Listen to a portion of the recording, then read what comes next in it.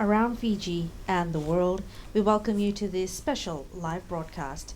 Today, the nation gathers in solemn unity to honor and farewell one of its most distinguished sons, His Excellency, Brigadier General Retired Ratu Epeli Nailatikau. From here in Albert Park, we stand at the heart of the capital, a place that has witnessed moments of great national significance, and today it becomes one of the most profound settings. Simply not a funeral, it is a state funeral, a military farewell, a service of Christian worship, and ultimately deeply rooted cultural return to Vanua as the late former president makes his final journey home to Mbau Island. Over the coming hours, we will walk through the nation's each stage of the farewell, from ceremony to reflection, to remembrance, and finally to rest. I'm joined this morning by Lieutenant Colonel Eronin Tuyambe, who will help us guide through the military aspects of today's proceedings, alongside our Itauke commentators, Miliki Langi and Watsoni Butubua, and Ronald Deo, who will keep Hindi commentary throughout the day. Together, we hope to give you not just a view of what is happening, but an understanding of why it matters. Ni andra nimbulu binasa kana wekanta na siama tonga mai na nondanga unongo sa dan rendo na singa vou ia sanan dua tani dua mai na singa sauti and then dai sana mai talaviki bandua balutu na turanga itu ke na songlata na rara levu Albert Park Suva sana na ulangi sureti veitava ki toka mera na warak na ilaola ko turanga mai wali levu ki na rara levu Albert Park के सुबह आपका हम पुनः स्वागत कर रहे हैं। आज हम भूतपूर्व राष्ट्रपति रतु एपेली नैलातिकाउ के अंतिम संस्कार से पहले प्रार्थना सभा के लिए एल्बर्ट पार्क में इकट्ठा हुए हैं। हम यहाँ रतु एपेली के जीवन का सम्मान करने और उनके अंतिम सफ़र में उन्हें विदाई देने के लिए आए हैं। यहोवा के भक्तों की मृत्यु इस दृष्टि में अनमोल है। आज देश के लिए एक अत्यंत दुखद का दिन है। हम आज हमारे चहेते सामंत रतु एपेली नैलातिकाउ के अंतिम यात्रा में शामिल है। यह एक युग का अंत है। उनके पार्थिव शरीर को सरकारी भवन से एल्बर्ट पार्क तक लाया जाएगा। फूलों से सजी गाड़ी में वो अपने अंतिम सफ़र पर है। आज भारी मन से लेकिन एक अटूट आशा कई लोगों के साथ यहाँ आया हुआ है। यीशु ने कहा है कि जो उन पर विश्वास करते हैं वो यदि मर भी जाए तो भी जिएगा। As guests have begun to arrive and have already taken their seats, it is worth reflecting on the life that brings us all here today. Ratu Epeli Nailatikau was a man whose service to Fiji spanned decades across the military, diplomacy, government, and ultimately the presidency.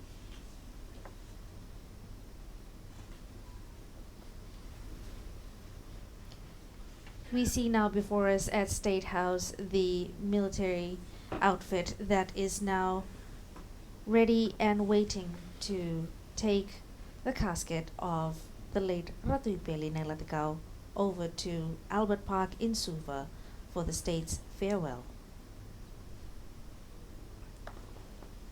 Ladies and gentlemen, we see on the screen the pallbearers that are ready to march into the State House. The pallbearers will interchange with the catafalque party once they step into the State House. Once the catafalque party comes out, then the pallbearers would move in to bring the casket out and then mount it on the gun carriage before they proceed to Albert Park.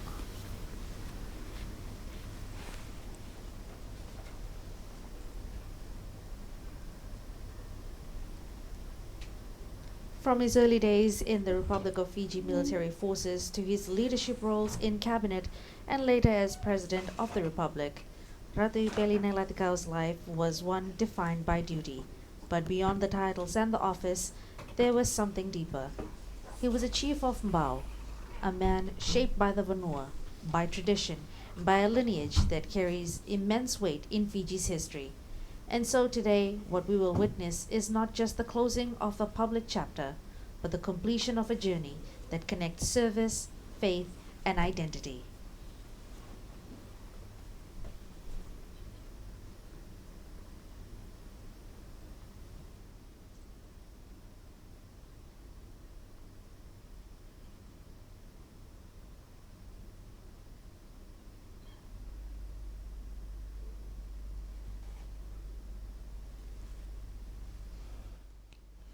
Ersa avarutu na leoni nonda mati valu yana dakadaka bimbi yana karabi yana mataka indindai yana wokuni nonra na taayambe bagi valu na leoni mati valu merna kai muriti kumane ngonra na itoki ni songlada mai vali levu me ado sarmai kina rara levu Albert Park na vanua yana main karabi kina na lutu ni bitalavi yana mataka indindai ersawara tikuna ersawawa tikuna ulangi sureti na turanga na ilili nonda matini tu wakaki na ver na lini bosiado era na lini palimendi me kapakaki na ver na lini bonua era waraka na lutu ni bitalavi kana graviti ko na matakongo. चारों तरफ शोक का माहौल है, जबकि रातू एपेली के पार्थिव शरीर को सरकारी भवन से एल्बर्ट पार्क तक प्रार्थना सभा के लिए लाने की तैयारी हो रही है और राजकीय सम्मान के साथ उनकी यह अंतिम विदाई राष्ट्र की ओर से उन्हें धन्यवाद कहने का औपचारिक माध्यम है। इतिहास के पन्ने में उनका नाम स्वर्ण अक्षरों में लिखा जाएगा और उनकी शिक्षाएं आने वाली पीढ़ियों का मार्गदर्शन करेगी।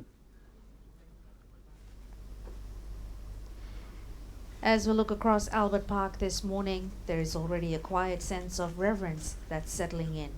Dignitaries, members of the diplomatic corps, traditional leaders, members of the public, and family members, all gathering in shared respect. You'll notice the careful order in which the seating is arranged, a reflection of both state protocol and cultural consideration. Moments like this remind us that the ceremony is not simply about formality. It's about honoring the relationships between people, between institutions, and between the past and the present. As we await the arrival of the cortege, this is where the military dimension of today's proceedings become especially significant. Lieutenant Colonel, tell us more about what we can expect in today's proceedings before the state church service.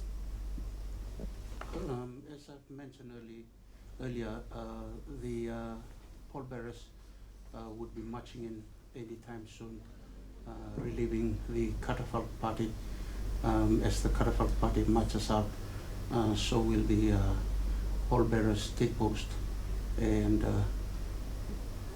bring the body of the late president, late former president, former commander-in-chief and commander of the Republic of Fiji military forces. Then it will be mounted on the gun carriage, then marched up until Albert Park. Upon reaching Albert Park, the pallbearers would then dismount the coffin of the gun carriage, carrying it into the catafalque, the platform that is being prepared at Albert Park. And as the coffin is placed on the catafalque, so will the catafalque party take post to continue its vigil on the deceased. Yesterday we saw, as part of the proceedings of the lying in state, the catafalque party, as they held their watch, they did change every hour or 2 hours or so. It was incredible to notice that Fijians of all different ranks and also different ties to the Vanuatu putting on that uniform, men and women alike, standing in vigil in honor of a man that served the country but also an officer that was a comrade. Yes, the catafalque party, as you watch on the screen, they are marching out, and the pallbearers have marched in to be able to bring out the coffin. Let me just put a bit of historical context to the catafalque party. The concept of a catafalque, it dates back to ancient civilizations where elevated platforms were used to display the deceased. During medieval times, this practice became more formalized, often associated with nobility and prominent figures reflecting wealth and status. In the early state funerals, the presence of guards and attendees of catafalque symbolized respect and vigil over the deceased. This was particularly important in culture that revered ancestral spirits, emphasizing the need to honor the deceased through ceremonial practice. In the 18th and 19th century, the catafalque party became more structured during the 18th and 19th century, particularly in Europe and in America. It started to incorporate military elements with soldiers and officers standing as honor guards. This integration highlights the connection between military service and state honor, especially for military leaders and heads of states. As state funerals grew in significance, the catafalque party role became more formalized, with specific protocols regarding the composition of the guard, attire, and ceremonial duties. This standardization contributed to the grandeur and solemnity of the state funerals, reflecting national pride and collective mourning.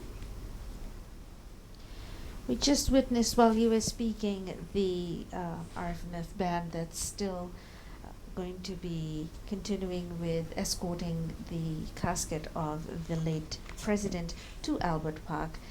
This, of course, requires such discipline of not just playing with the band, but also with precision, also ensuring that discipline is across the board in that the emotions must be held at check. Even though they are men and women that serve the nation, they are there to perform duties and not waver. That could be quite difficult at times. Yesterday you had mentioned that it's difficult to hold back emotions. For you, what is that like for members of the RFMF and the Royal Navy, Fiji Navy rather, that's part of today's proceedings? Yes, Geraldine, as I mentioned yesterday, it is a big challenge, especially when you are related biologically to the deceased. The RFMF band, it includes both the Navy and the Army, have practiced this for quite a while. They have experience attending funerals and many other solemn occasions. So they are trained to be able to continue to hold their composure throughout the ceremony until it is completed. Ia, na rai ni singani kua e na singani na leustela mai. Me wakausapa wari takau titiko. Na do tani dondo mai na visinga sauti. E na matakongo alori toka na kia na miri toka na uda. Se miri toka na uda. Wari titiko ni uda ni bibi bakalonga tataki. E na mdua nambula. E sa anga wale usara. E na namda panua. E na buku ni panua. Pambimbiti ko e na buku ni matinitu. Darang wata toka na itukutuku. Ona sanga bulu nembaki. Sa ambao ndua na ngaunang balabuya. Ni pingarabi. E na buku ni namda matinitu.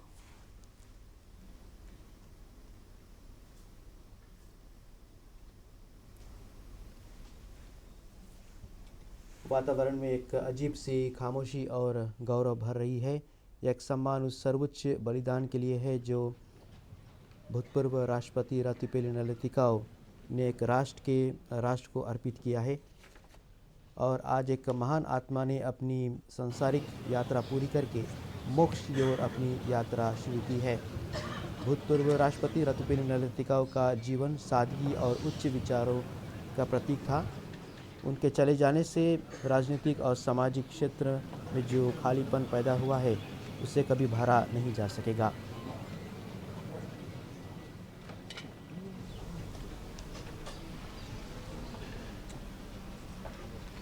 What we will witness here today at Albert Park in Suva is an ecumenical service, which means that various denominations of the Christian faith will have leaders coming forth to honor a man who not only was a man of service, but also a man of faith.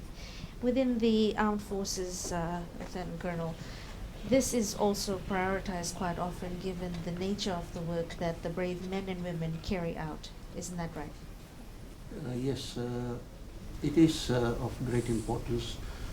Everyone, regardless of your denominations or your preference, is accorded the opportunity to have something to have faith on. And in the RFMF, we have the Christian denomination that have their chaplains in the forces. This does not take away the fact that those who of the Hindu faith and of the Muslim faith cannot practice their faith. So they are given that liberty to do so. We see on screen the pallbearers that are now lifting and taking the casket, the body of the late Ratu Epeli Nailatikau, out of State House, the final journey from a place of residence, from a place of laughter, from a place of kinship with people in Fiji and around the world. Ladies and gentlemen, if you see the casket being carried down, if you notice, there is something that is stuck on top of the casket. This is what you call the swagger stick. The swagger stick is something that is that demonstrates command and authority for officers of higher rank.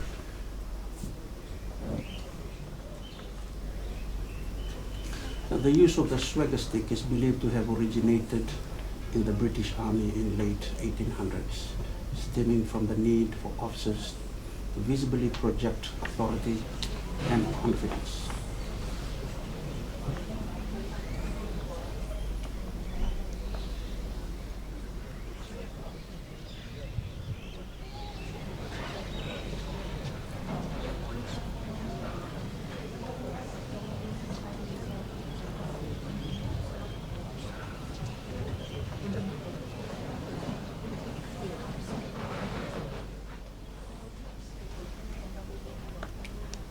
For the benefit of those who are just tuning in now, we have the pallbearers that is carrying the casket.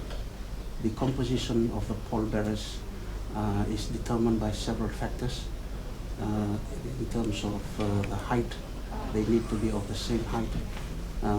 If you watch the pallbearers marching, they have the two naval pallbearers in the front, signifying the seniority of service for the Navy in Fiji, and we have the Army pallbearers at the back. Further back behind the insignia bearer, we have the standby pallbearers that are ready to carry the casket should in any case there is some difficulties in any of the pallbearers in continuing their duty.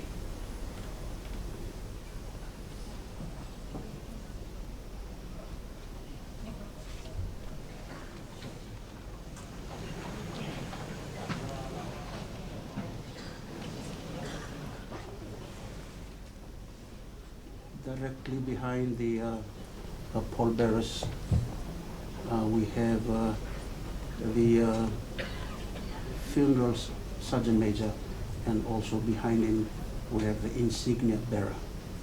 I believe I need to just to provide some context for the insignia bearer. The insignia bearer is usually an officer of a senior rank that would be holding the honors and award for the deceased. As you watch on the screen, we have the commander of the Republic of Fiji Military Forces, the commissioner of police, the deputy commander, and various officers, men and women of the Republic of Fiji Military Forces, taking the salute as the casket is being mounted on the gun carriage.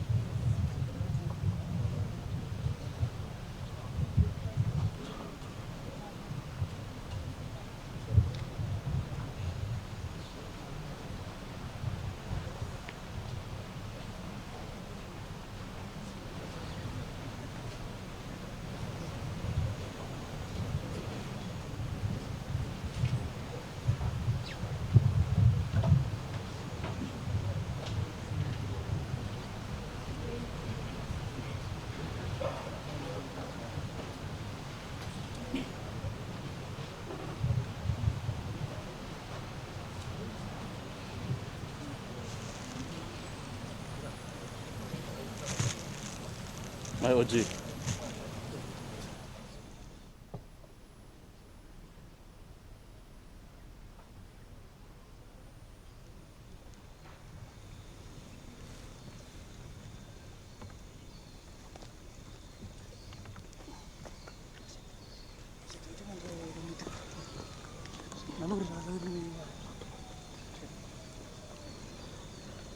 Set salu eh.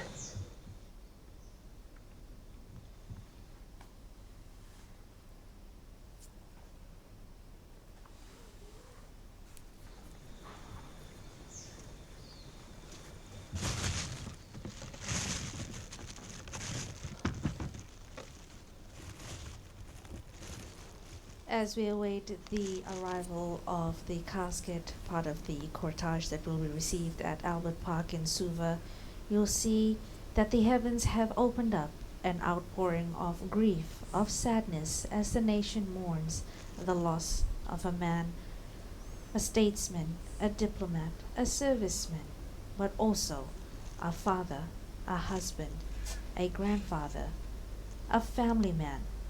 In attendance, we've seen many dignitaries from Fiji and around the world, members of the public as well. We've seen the Tui Maruata along with Marama Roko Tui Nduketi. We're also witnessing the procession of the vehicles, the police escort entering the grounds.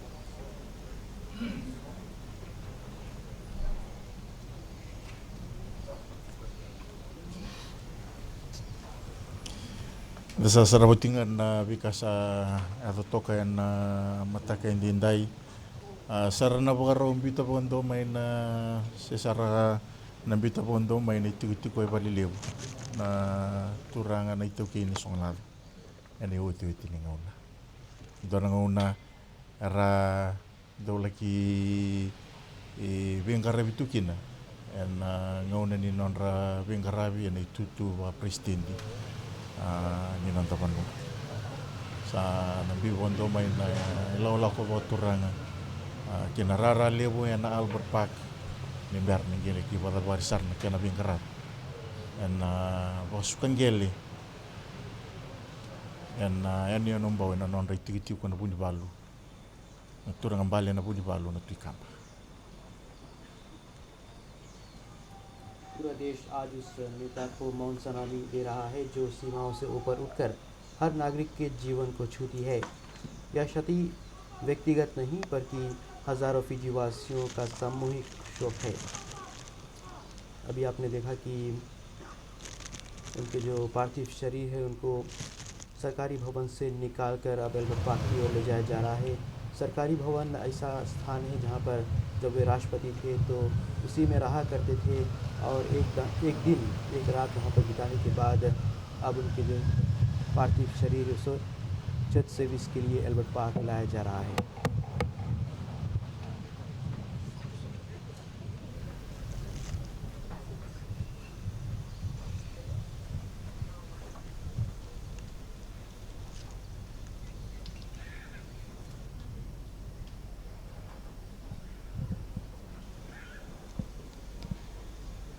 As we saw the police vehicles escorting dignitaries that will be in attendance for today's state funeral proceedings at Albert Park in Suva, we saw the King of Tonga, who was also present yesterday as part of delegations that came to sign the condolence book.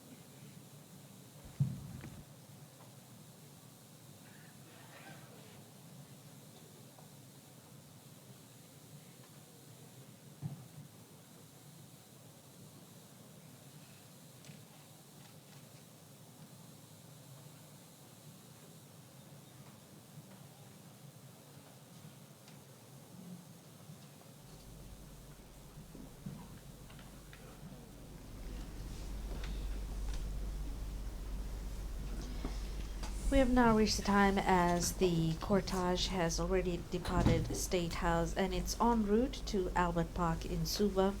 The route itself is deeply significant, moving along Queen Elizabeth Drive through Victoria Parade and into the heart of the city. This is simply not just a journey of distance, it's a public farewell, allowing the people of Fiji to stand, to watch, and to acknowledge a life of national service. As the cortege makes its way through Suva this morning, there'll be many lining the roads, some in silence, some in reflection.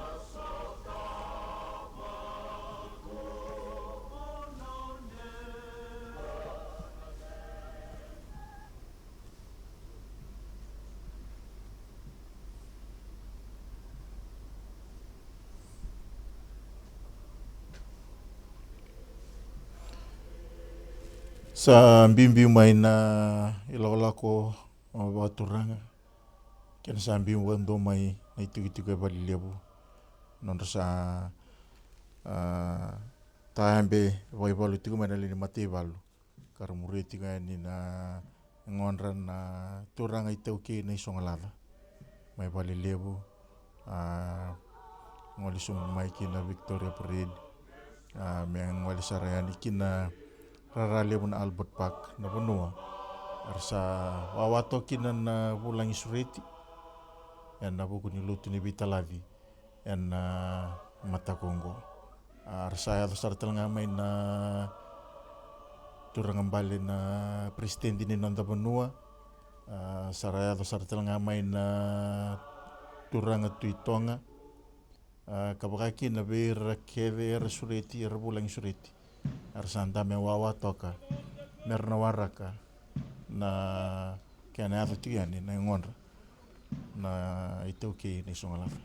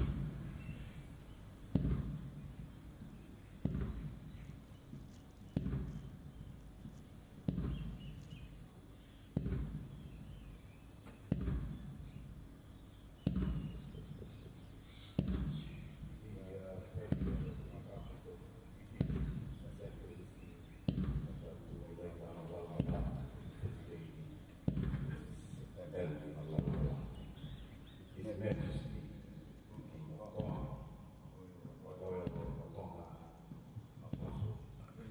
President of the Republic of Nauru, His Excellency David, former President of Fiji, Prime Minister of the Republic of Fiji, former Prime Minister of Fiji, His Lordship, Chief Justice Charles Temple and Mrs. Temple, Honorable Suva Natalie, Speaker of Macau, Honorable Stephen Phillips, Speaker of Vanuatu, Ibu Minister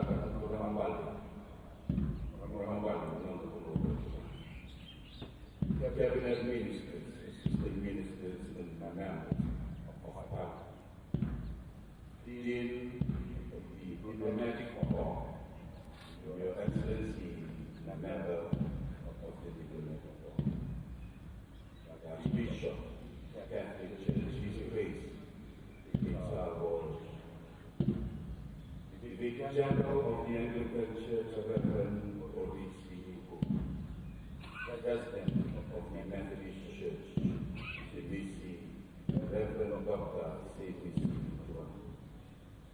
Reverend Dr. Nabil Rukun, the Assistant General Secretary of the Methodist Church, excellent member of the Discipline Force, students and teachers, family members, members of the choir, the PRS, members of the media, fellow Fijians who are watching from all over the world. In the name of God the Father, the Son, and the Holy Spirit, we stand in humility as creations who witness God's plan and intention to humanity. As the funeral cortege made its solemn passage along Queen Elizabeth Drive, there was a profound stillness that seemed to settle over the capital. From the stately frontage of the Grand Pacific Hotel through this historic stretch of Coronation Avenue and onward into the national grounds of Albert Park, the journey was marked not only by movement but by meaning. Underscoring this moment, the RFMF band, whose rendition of Now We Are Free from Gladiator lent a haunting, almost sacred quality to the procession. Its melody, at once mournful and transcendent, seemed to carry with it the weight of a farewell, honoring a life of service while gently ushering the spirit towards rest.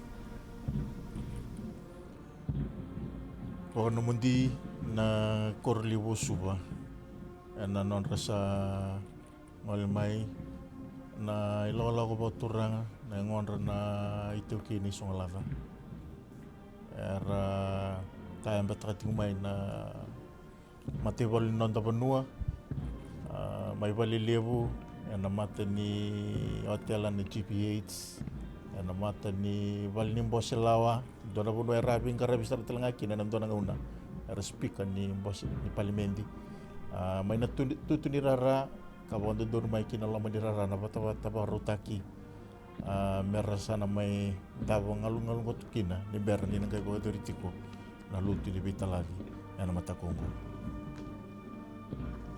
पूर्व राष्ट्रपति रतु एपेली नैलातिकाउ का पार्थिव शरीर जो है वो Albert park पहुंच चुका है और वहां पर पहले से ही कूटनीतिज्ञ, सरकारी अधिकारी और आम जनता मौजूद है, जहां पर चर्च सर्विस किया जाएगा। फिर उसके बाद सुबह की गलियों के होते हुए उनको बाव आल ले जाया जाएगा, जहां पर आज उनका अंतिम संस्कार होगा।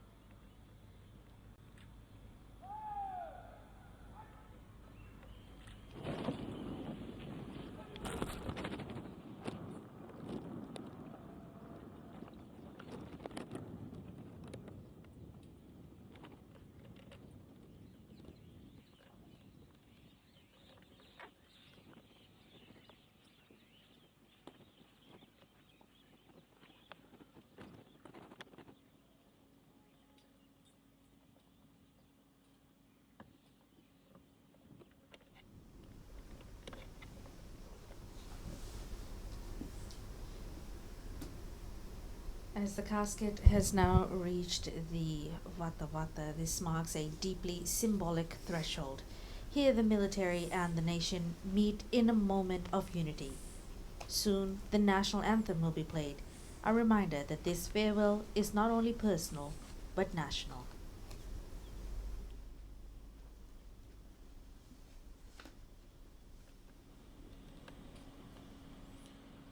Sa tadumaikin na la manirara libu na albut pake Suva na ngonra na iteu ki ni songalada era na kau kar lagi banda bori sarakin na bata-bata baru taki ni berni na gaiti gabuti kono lutu yana dona ngona lekelengango. भूतपूर्व राष्ट्रपति का जो पार्थिव शरीर है Albert park पहुंच चुका है और अब सेना और जो नेवी के अधिकारी हैं उनको कांधा लगाकर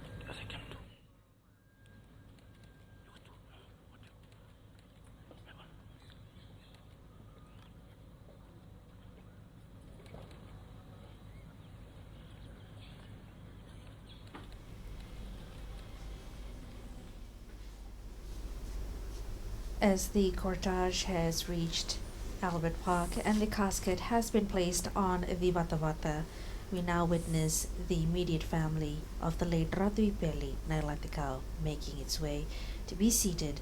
In the next few moments, we'll transition to the State Memorial Church service. This will be an ecumenical service bringing together different Christian traditions reflecting both faith of the late Ratu Epeli Nailatikau and the diversity of worship within Fiji.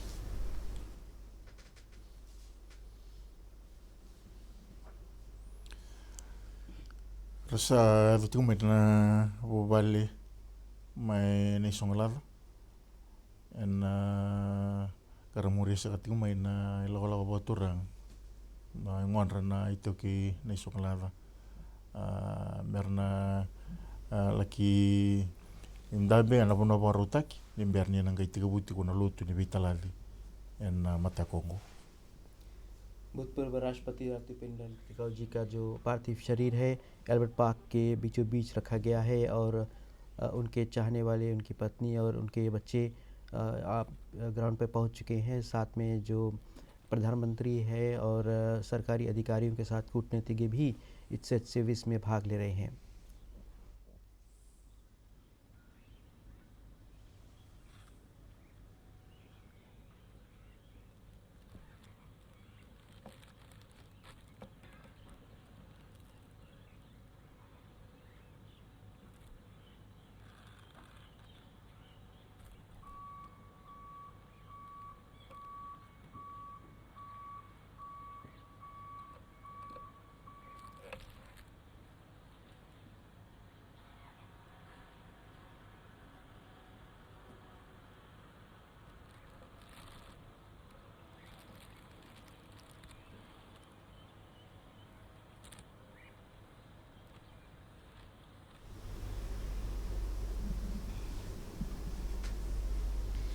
Within the service that we will see unfold in a few moments, we will hear scripture, hymns, prayers, and tributes from the nation, the Vanua, and the family.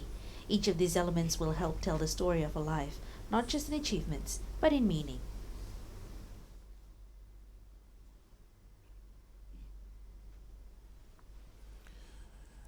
Sandana baro sa baro garaba se saraba na lotu ni bitaladi erna boite bitiki na archbishop ni lotu ecclesia na nanda Banua.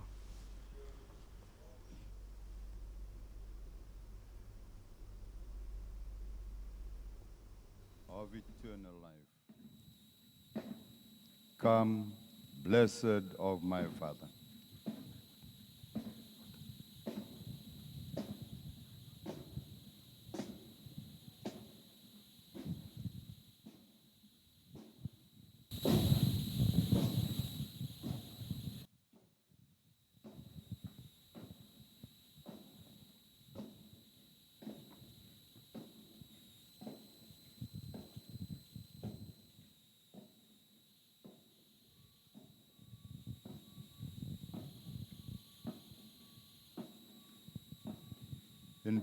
In baptism, Ratu Epeli received the sign of the cross.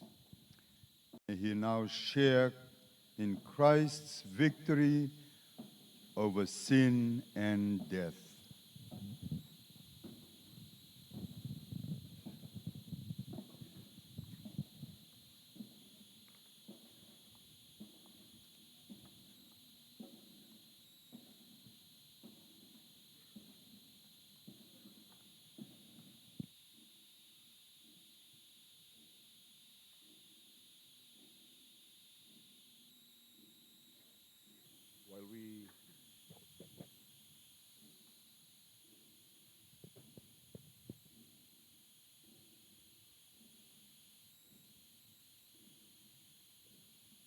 now shall request the Centenary Church Choir to lead us with our first hymn this morning.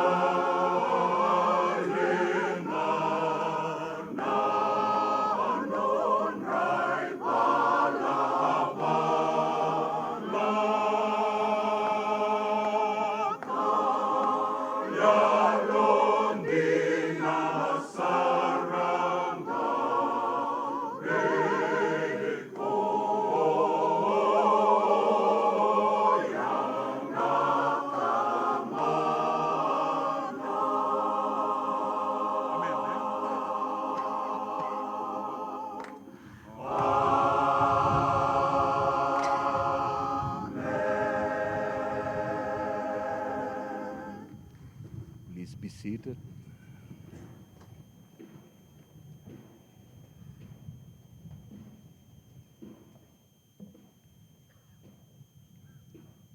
The words of welcome. The President of the Republic of Fiji, His Excellency Ratu Epeli Nailatikau, the First Lady, Mrs. Emily Lalambalavu,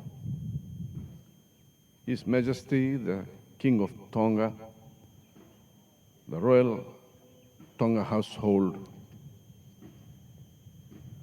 as mentioned by the Master of Ceremony, distinguished guests from our friendly Fiji Island nations, the representatives of the government, members of the diplomat corps, fellow members of the clergy, ladies and gentlemen, and fellow citizens of the Republic of Fiji Islands. Nisambula, namaste, a very good morning to you all. We gather here this morning with a heavy heart, united as a nation to honor and celebrate the life of a great statesman.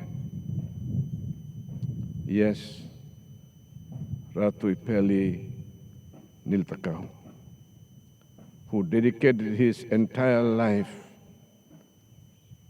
to the service of Fiji and its people.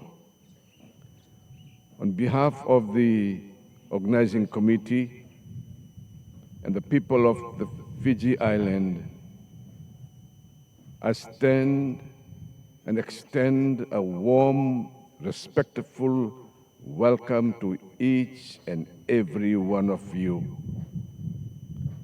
for paying your final respect.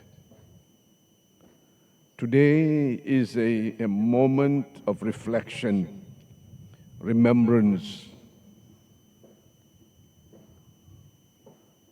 and also to the family we acknowledge your deep loss and extend our heartful condolence. This service is a time for us to reflect the values that our dear father upheld. We are grateful to all who have gathered here, people of every walks of life, not forgetting our people who are aboard, listening and participating in this service from various countries of this world. Today, Fiji is mourning. A warm welcome to each and every one of you. Amen. We come to the opening rites, the bidding prayer. It'll be a responsive prayer where I will be saying, Lord, in your mercy. Your response will be, hear our prayer. Lord, in your mercy, your response will be, hear our prayer. Let us pray. God, the Almighty Father, raised Jesus Christ, his Son, from the dead. With confidence, we ask him to save all his people, living and dead. For our dear Father, the statesman of our nation, Ratu Epeli Nailatikau, who in baptism was given the pledge of eternal life, that he may now be admitted to the company of saints. Lord, in your mercy. For a brother who ate the body of Christ, the bread of life, that he may be raised up in the last day. Lord, in your mercy. for our deceased relatives and friends, for all who have helped us, that they may have the reward of their goodness. Lord, in your mercy, for those who have fallen asleep in the hope of rising again, that they may see God face to face. Lord, in your mercy, for the family and friends of our dear brother, that they may be consoled in their grief of the Lord, who wept at the death of his friend Lazarus. Lord, in your mercy, hear our prayers. For all assembled here to worship in faith, that we may be gathered together again in God's kingdom. Lord, in your mercy. Amen.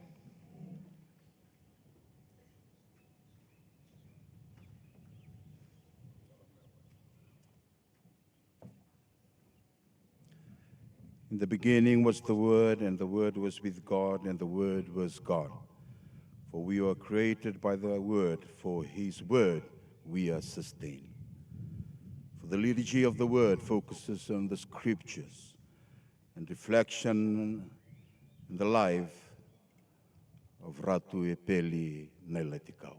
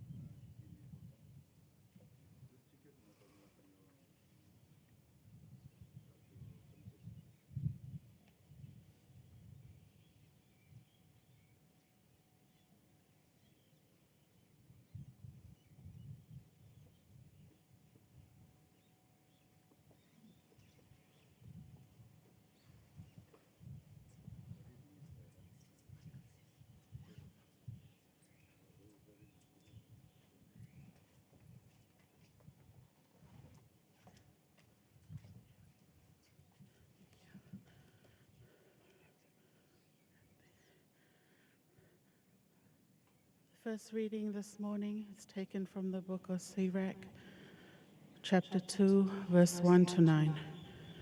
My child, if you aspire to serve the Lord, prepare yourself for an ordeal. Be sincere of heart, be steadfast, and do not be alarmed when disaster comes. Cling to him and do not leave him, so that you may be honored at the end of your days.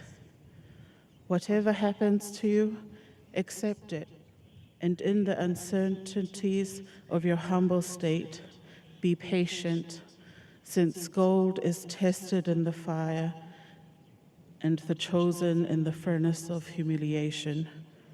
Trust him, and he will uphold you. Follow a straight path and hope in him. You who fear the Lord, wait for his mercy. Do not turn aside for fear you fall. You who fear the Lord, trust him, and you will not be robbed of your reward. You who fear the Lord, hope for those good gifts of his, everlasting joy and mercy. The word of the Lord.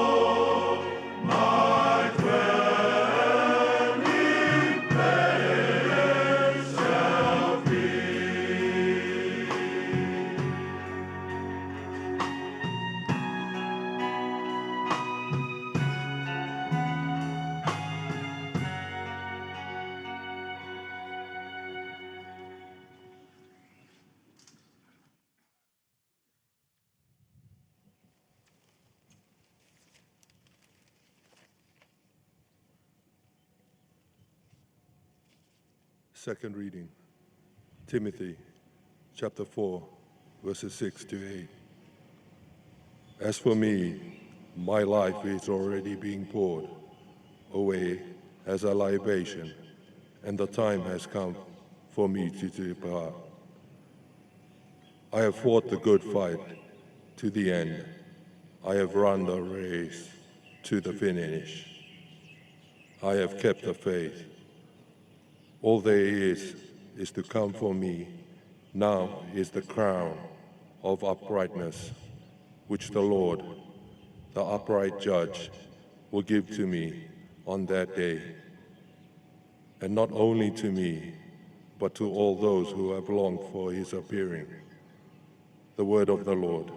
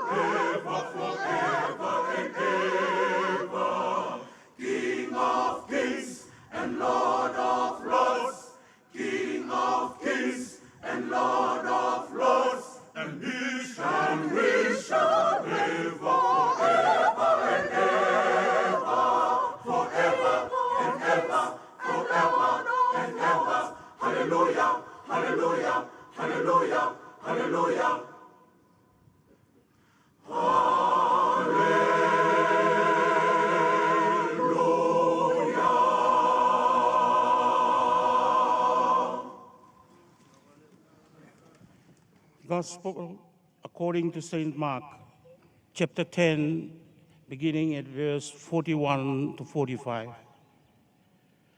When the other turned heard this, they began indignant with James and John. So Jesus called them to him and said to them, "You know that among the Gentiles, those then called as a ruler lord it over them, and the great men make their authority felt. Among you, this is not to happen. No, anyone who wants to become great among you must be your servant, and anyone who wants to be first among you must be the slave of all. For the Son of Man himself came not to be served, but to serve, and to give his life as a ransom for many." The Gospel of the Lord.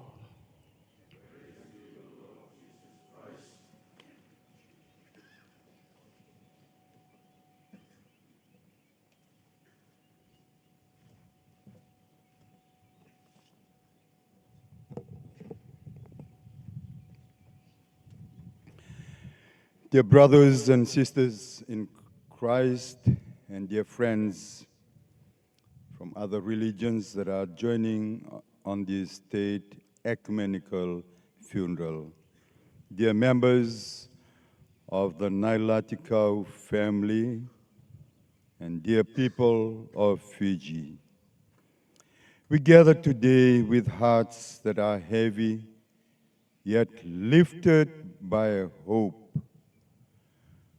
We come not only to mourn the passing of the late Ratu Epeli Nailatikau, but to give thanks, profound thanks, for a life lived with dignity, humility, unwavering faithfulness to God and to the people of this nation. Allow me to begin with a simple but true story. At a reception at the State House following the general election, I was graciously invited by the First Lady then, Andi Koilon, to join the reception. After greeting and thanking her, I spent a few moments with the President then, Ratu Epeli Nailatikau. When I mentioned to him that I wished to congratulate the Prime Minister, Mr. Frank Bainimarama, Ratu Epeli, with a gentle smile and a touch of humor, said to me, "Comment on his shoes." In Fijian, "Komentaka na noni baba." And so I did. On that evening, Mr. Bainimarama was wearing a pair of brown leather shoes. And that simple comment opened the door of conversation between me and Mr. Bainimarama. Dear friends, that might seem like a small moment, but it reveals something powerful about the man that we offer today. Ratu Epeli has a very rare gift, the ability to connect with people in ways that were natural, disarming, and deeply human. In moments when there could have been distance or tension, he created a space of encounter, for laughter, for relationship. He reminded us that before titles and positions, we are people called to meet one another with warmth, respect, and openness. This was his gift, not only to leaders, but to all people. Many have shared how he walked easily among ordinary citizens, in the streets, in the market, in the gym. That's where I regularly meet Ratu Epeli up there in the metro gym. And among those on the margins of life, he did not place himself above others. He chose to walk beside them. And dear friends, this brings us to a deeper truth, the gift of faithfulness. Faithfulness is among life's greatest treasure. It's like a pearl of great price. It is beautiful, enduring, but never easily gained. It demands sacrifice. It calls us to lay aside comfort and self-interest and to stand firm in love, in duty, and in truth. Ratu Epeli lived this faithfulness. His life was not defined by power, but by character, not by status, but by service. And faithfulness, even in this life, bears fruit. It brings peace, joy, and growth, not only to the one who lives it, but to all whose lives are touched by that faithfulness. And yet there is an even higher calling, the call to service. And Jesus said today in the gospel, whoever wishes to become great among you must be your servant. And he showed us the way, giving his very life in love. Ratu Epeli followed that path. He served this nation in many roles, in the military, in diplomacy, in government, as Speaker of Parliament, and as President, Head of State.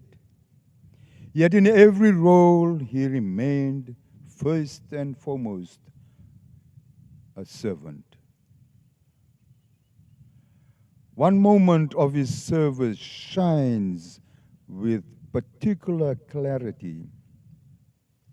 In October 2004, he chaired the first conference of Pacific parliamentarians in the fight against HIV and AIDS. At a time marked by fear and stigma, he stepped forward. He did not distance himself from the issue. He embraced it. He stood with the vulnerable, helping break silence, to dispel fear, and to restore human dignity.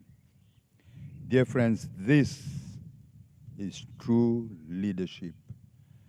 This is Christ-like service. And such service is never easy. It requires strength of character, courage to face criticism, and humility in the midst of horror. Again and again, we see that humility in his life. Over the few days in the Rengu and the accolades accorded to Ratu Epeli, we hear how he generously, quietly, without seeking recognition,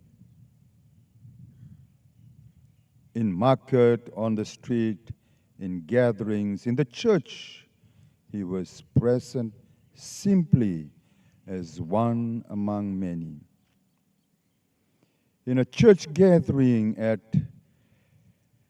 the Sacred Heart Cathedral, while others expected him to sit in a place of honor, he stood quietly at the back.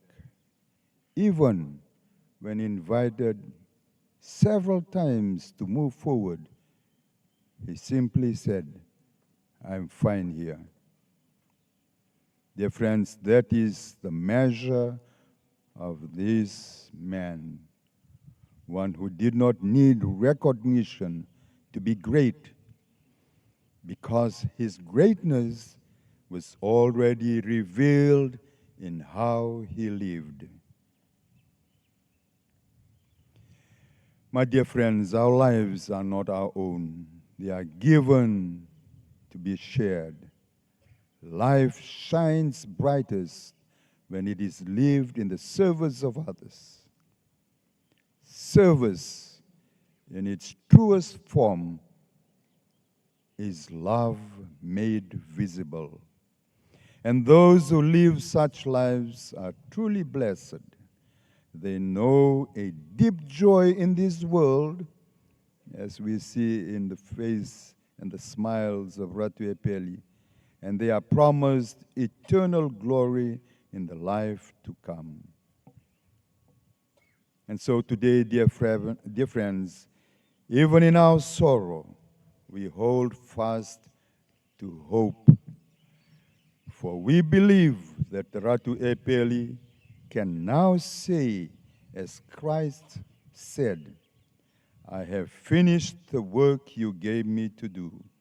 And with St. Paul's letter to Timothy, "I have fought the good fight, I have finished the race, I have kept the faith." These words are not distant ideals, friends. They are a true reflection of Ratu Epeli's life. To Andi Koila and the Nailatikau family, your grief is deep, your sorrow is real. Yet may you find comfort knowing that his love remains with you, and his example will continue to guide you. The seeds he has planted in your lives will bear fruit for generations. To the people of Fiji, we have lost a servant leader, a unifier, a man of humility and grace. But his legacy lives on in the values he embodied: unity, compassion, dignity, and faithful service.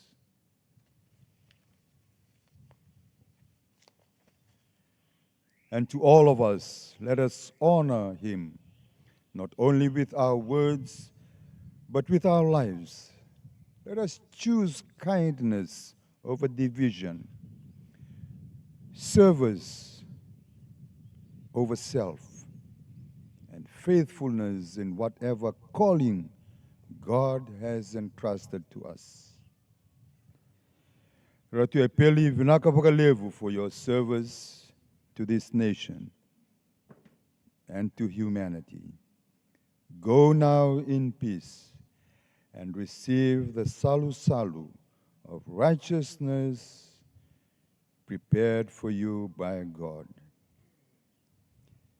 May perpetual light shine upon you, and may you rest in the loving presence of God. Amen.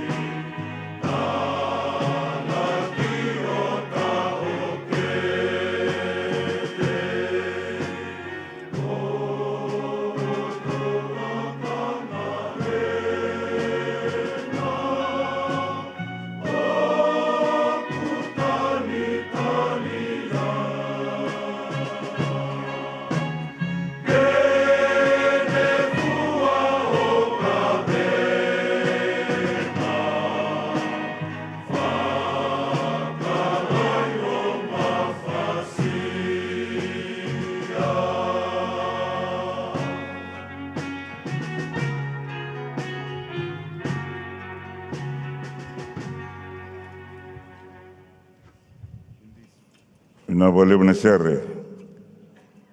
Ni baba kosuin tonga i Suva. Your Majesty, the King of Tonga,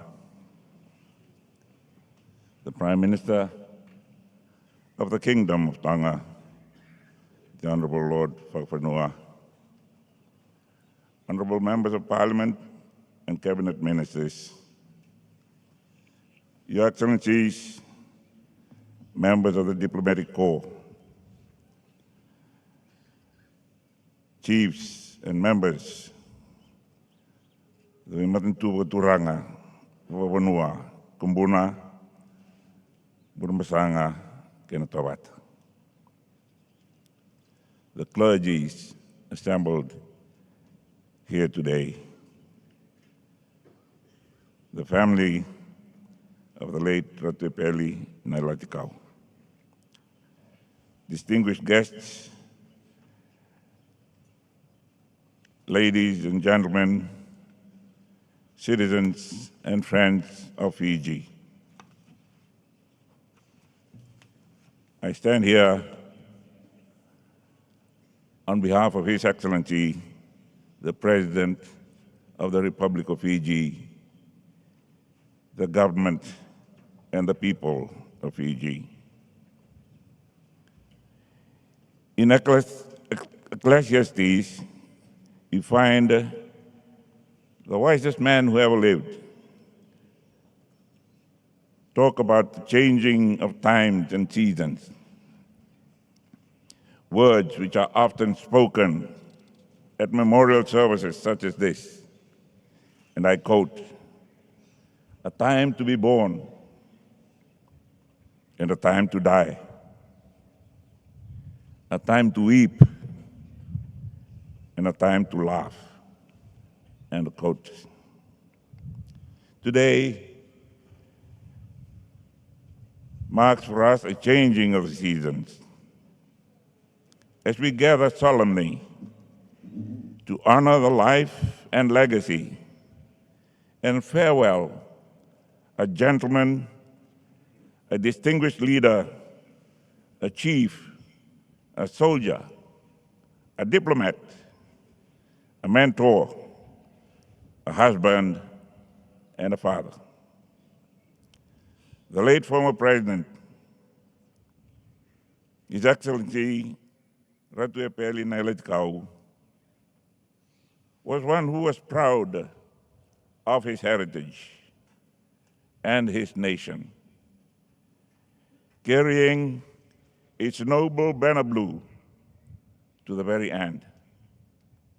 A devoted servant of the people and a proud son of Fiji, whose compassion reached far beyond titles and ceremony. His Excellency Ratu Epeli Nailatikau was a man who wore many hats with dignity. As president, he upheld the highest office in the land with humility. As Speaker of Parliament, he guided that house with wisdom. As a former commander who served his nation with courage, and as a chief who embodied the values and traditions of the people of this land. 20591, Brigadier General retired Ratu Epeli Nailatikau began his career in the Fiji military forces on the 21st of January 1962. In 1963, he was commissioned as a second lieutenant after successfully completing his commissioning courses at the New Zealand Officer Cadet School in Waihuru, New Zealand. In 1976, he completed the Australian Army Staff College course in Queenscliff, Australia. He attended and graduated from the Australian Joint Services Staff College in Canberra in 1980. Within the ranks of the RFMF, he led with quiet strength, earning the respect of those who served alongside him and the trust of the nation that he so faithfully protected. He was a leader who understood that true command is not exercised through authority alone, but through leadership by example. He inspired loyalty and discipline, instilled pride, and upheld the highest traditions of military service. His legacy is etched in the history of our forces, but also in the character of the men and women that he led, men and women who continue to serve in the forces today. Beyond his career, Ratu Epeli answered the call of national duty at the highest level of leadership. Even as he walked the path of statesmanship, he remained grounded in the values forged during his years in uniform: humility, integrity, and an enduring commitment to duty and unity. In spite of all his achievements, what he will be remembered for and missed most is his ability to remain calm in times of adversity, his sense of humor that never failed to lighten the mood, and genuine approach and care for the people. His life was one of service. From the disciplined ranks of the military to the halls of leadership, strengthening his resolve to work for peace and prosperity for all, to be the champion in the fight against some of the most dreaded diseases of our time. He understood that leadership was not about power, but about responsibility to protect, to guide, and to uplift. The former commander was a symbol of stability and continuity. He was a voice of order and fairness, and as a chief, he remained deeply rooted in the Vanua, always mindful of the customs, the people, and the generations that will follow. As a disciplinarian, he believed that leadership must be felt, not just seen. And true to that belief, he walked among people. He neither remained distant nor removed. Instead, he chose to walk the streets, to sit, to listen, and to speak with ordinary citizens. He met people where they were. He heard of their pains and aspirations and shared their realities. To those he encountered, he was not simply a former commander or president or speaker or high chief. He was approachable, present, and deeply human. He had the rare gift of making people feel seen and valued. In every conversation, he carried dignity, empathy, and respect. Ratu Nailatikau showed us that true greatness lies not in status, but in service, not in words alone, but in action.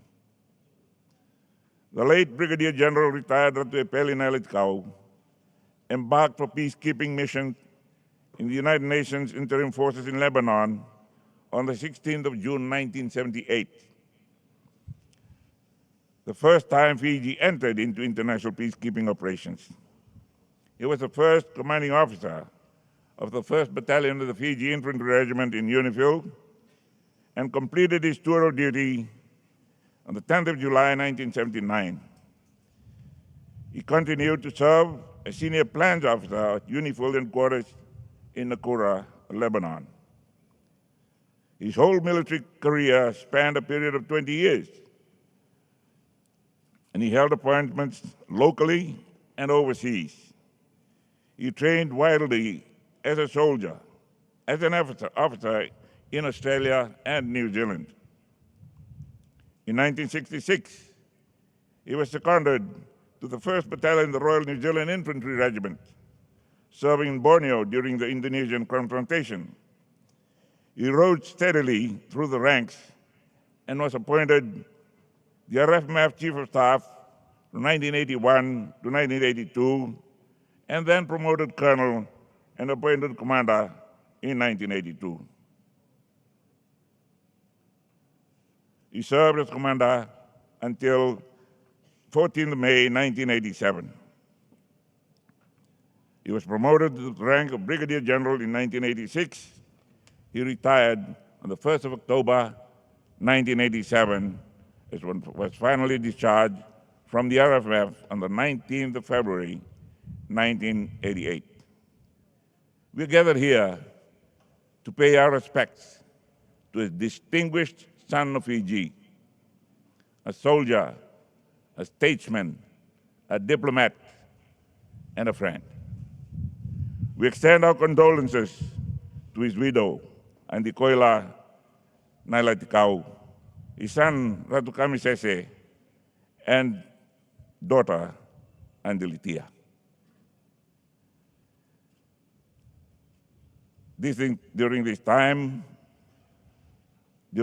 of civilian duties, he continued his associations with the RFMF. And today, we pray that God will grant him eternal peace. Amen.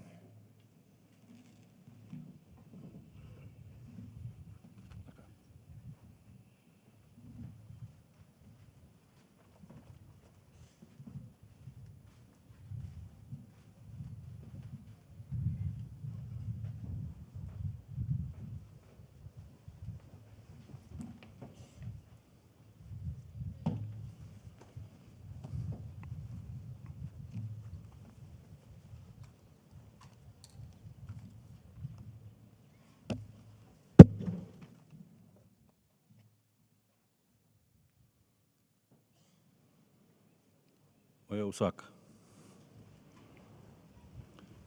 The President of the Republic of Fiji, His Excellency Ratu Epeli and the First Lady Emily Lalamalabu.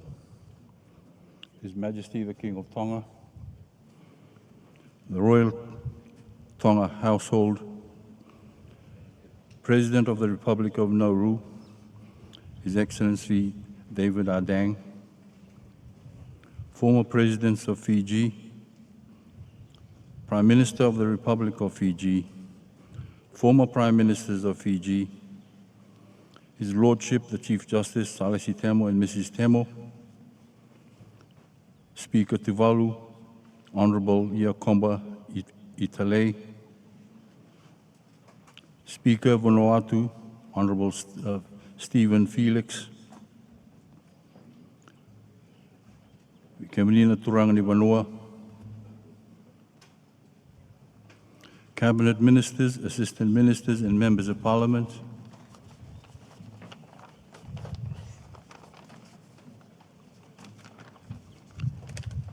Dean of the Diplomatic Corps, and Your Excellencies, members of the Diplomatic Corps, Archbishop of the Catholic Church, His Grace Peter Loy Chong, the Vicar General of the Anglican Church, Reverend Orisi Wuki, Reverend Anil Rubin, Assistant General Secretary, Methodist Church in Fiji,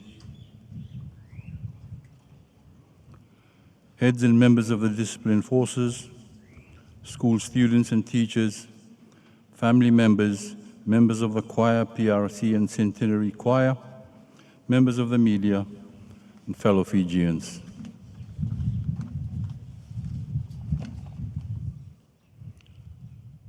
Kando kai vea mo tūdai kisaka na mataka ni kua. Me mo i tūda tiko na wasa, me malata tiko, e na buku ni vanua. O watulo saka tiko, i nongu wale lebo i kumbuna. Ki wana buni walu na tui kamba. I mburi mbasanga, ki wana ngane marambale na rautini riketi na buni walu. Na matentu nganga abayokani na tōwata. Randambi tiko na turanga na tui kau. Na wuwu ni bono dhako unrobe. Sa tambalesi na nduru vesi mai kumbuna. Sa mai lala o nei songalada. Na singani kua e na singani le stele mai. Ni nreo o malolo. E na kabini kua e sane si au se oti wata. Na lotu ni wakawini binaka. Ka wakakine na wakasumbungele. E sandana reitai ala lo takatunga. Na wei ka kede e adani kua. Na mbule ni wei tamba tamata. E tautau wata tau dhoko na keni tini tini. Ia, na wei tukutuku ni nona mbula. Ka wakakina na ngauna e mai wade ngukina. E ndau tuku ni koea. E rasa mai ndabo ngalu toka na tau kei nei songalada. Ka tukuni e rasa ratunga na nona mbula na kena sa rui ramba i lebu ka wei tarai. E rasude na kalimani tulai na tinika dio wasa mulu kandua. Kara katoli ni lubenra o ratu etu ate tungi dhakumbau na turanga mai nei songalada sa ambale wata ke andi wasi madha tuimbure lebu mai na matangali e wusarandawe mai mbau. O ratau na tavinra, o ratu timodi tawana banua, ratu Williame Fauki Moana, Leoni Misi, ratu Tuaki Tau Dhokana Uto, wata ke ratu Kenny Pierce Wesau. O ratu Timodi Elenga, senga e Makiono. O ratu samai wade ngukeda na tavinra, ka samai woto undua tiunga, na turanga mani songlada na nguna rami wade ngukina. Na turanga non rei tumbu, endo ui tumbere wale uwe ratou mai mbau, e nei tobo kei ni wakarau, wakambau ndina e kili ka wakasakiti. Era leo ni matangali na tui kamba mai mbau, kando dhungia na sarawale ni dhola ni matangali ka wakakina na anu.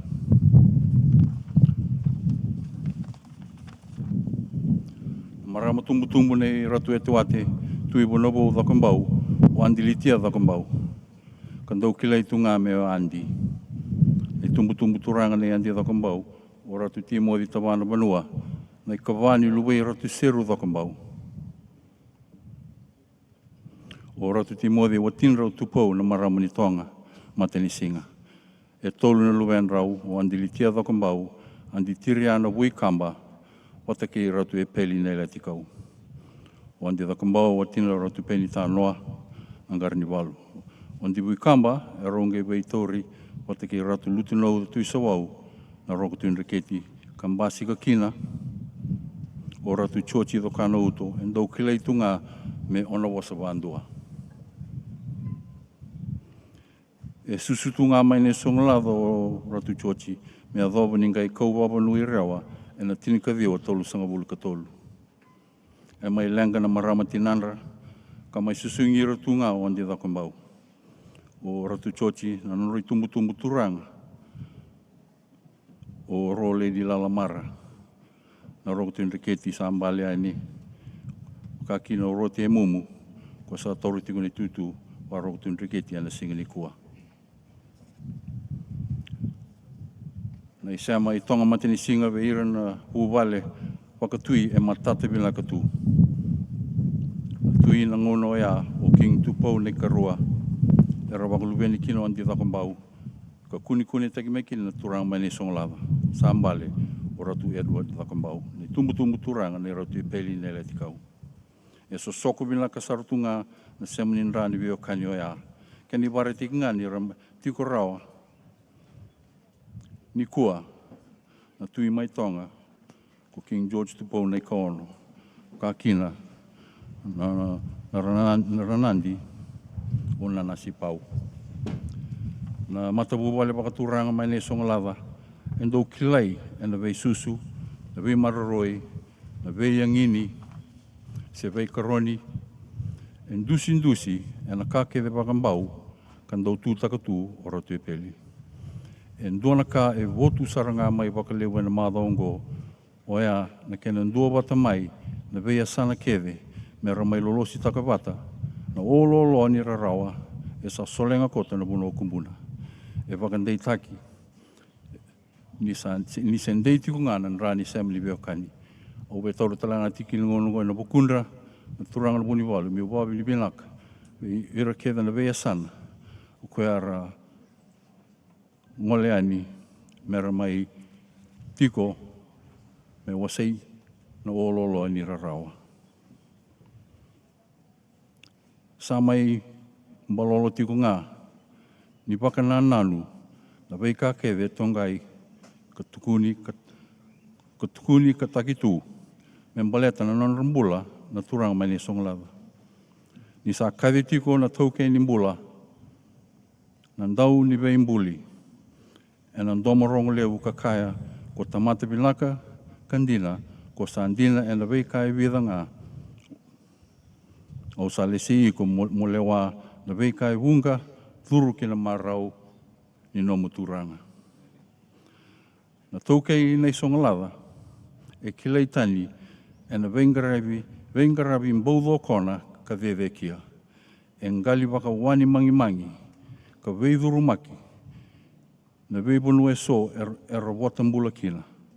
E waka rongoya ka veve mbue kina na nana rotini, ni vengaravi, e na nanda panua koviti, e na wasa pasifika, ka salava yani, e so na vei e sai wura. Sa mboi ia wasara, na nana buni misi. Na buni langi ni ndua na mbula yanga, e ratumbe na tu. Kani vengaravi kei na tutu vere, e so e sara e adova, kandarawa ni tukuna, ni ongo e ndua na tangani dina, ka turanga ganga ni nonda banua.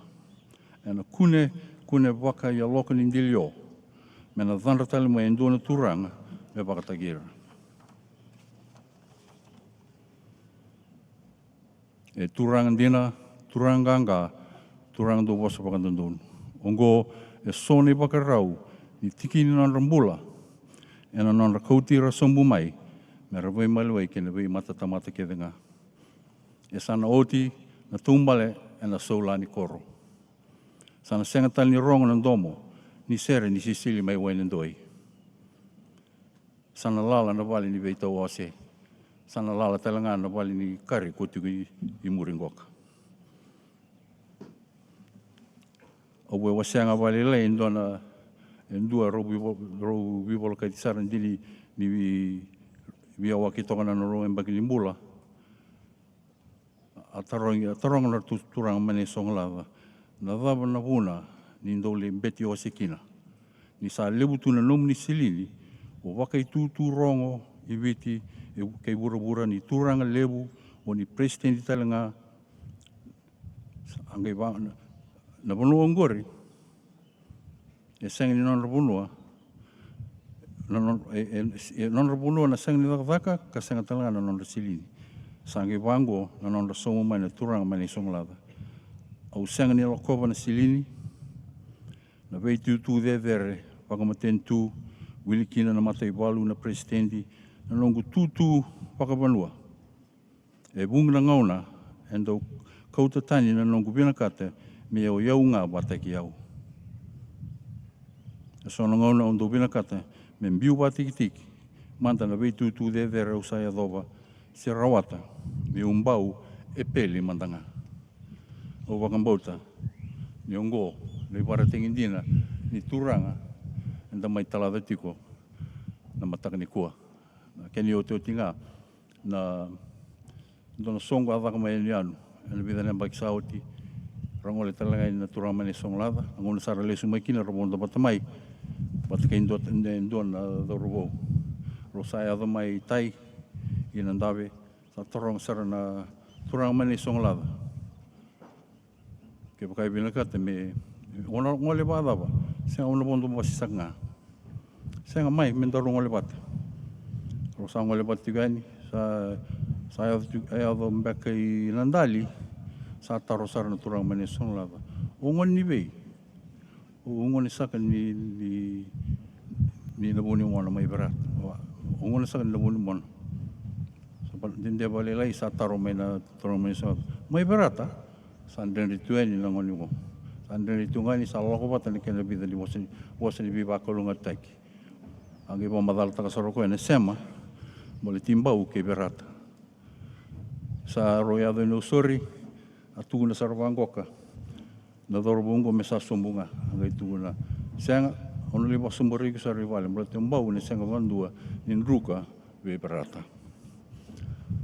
sangai lei sumbu sa rival na monengo sa kinda dal mai non le rival ni sa kele tuani sa reva ni sa damitigalo lo menluri na turama ni songla ya ngona na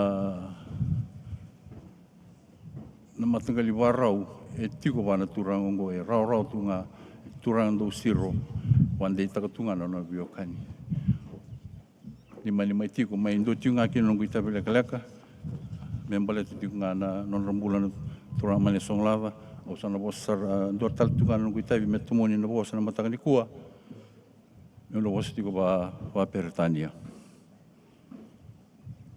Lamentations chapter 22 verses 23 and 24. The steadfast love of the Lord never ceases. His mercies never come to an end.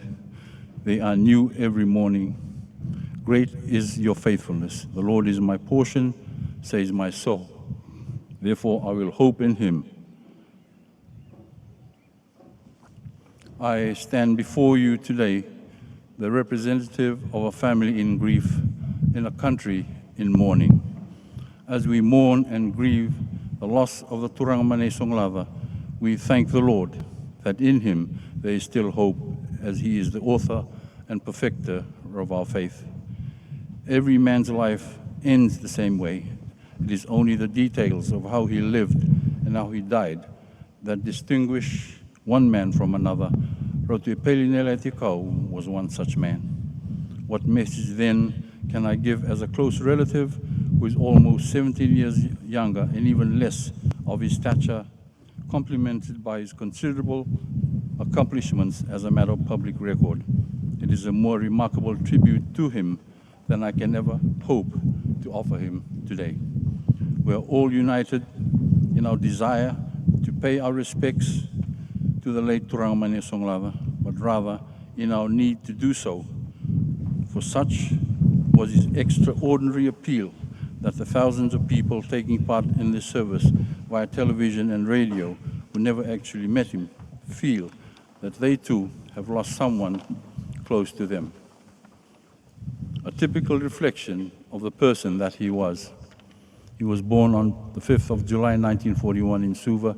He was the third son of the late Sir Edward Tuibonabo Dokumbau, a Turang Mane Songlava and Deputy PM in the early 1970s, and Andi Wasamada Tuimburile from the Matangali, Usarandave. His other brothers were Ratu Timothy Tabana Banua, Ratu Williame Fokimoan and Doni Misimisi, Ratu Tuakitau Lokana Uto, and Ratu Kenny Pierce Wesau. Ratu Timothy died at a very young age of sickness. Interestingly enough, 4 years separate the four brothers, but it shows how strategic the late Turang Mane Songlava was, not only his position as Deputy PM at the time, but also in family planning. After the Vunivalo Mbau, he was the most senior member of the Ewusa Tuikamba. He was a gentleman of the old school, a man of two pedigrees.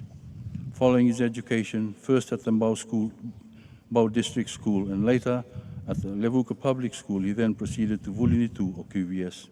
It was at LPS during his formative years that he was to form lifelong friendships and a natural affinity for other races and students of different backgrounds. Ratu Epeli o Tunai, to those who were close to him, was the very essence of compassion, of duty, of style. To the nation, he was a symbol of selfless humanity, a standard bearer for the rights of the underprivileged, the embodiment of someone who transcended nationality, someone with a natural nobility who was classless and who proved that he needed no royal title to continue to generate his particular brand of magic, which I coin as the Ratu Epeli magic. Today is our chance to say thank you for the way you impacted our lives.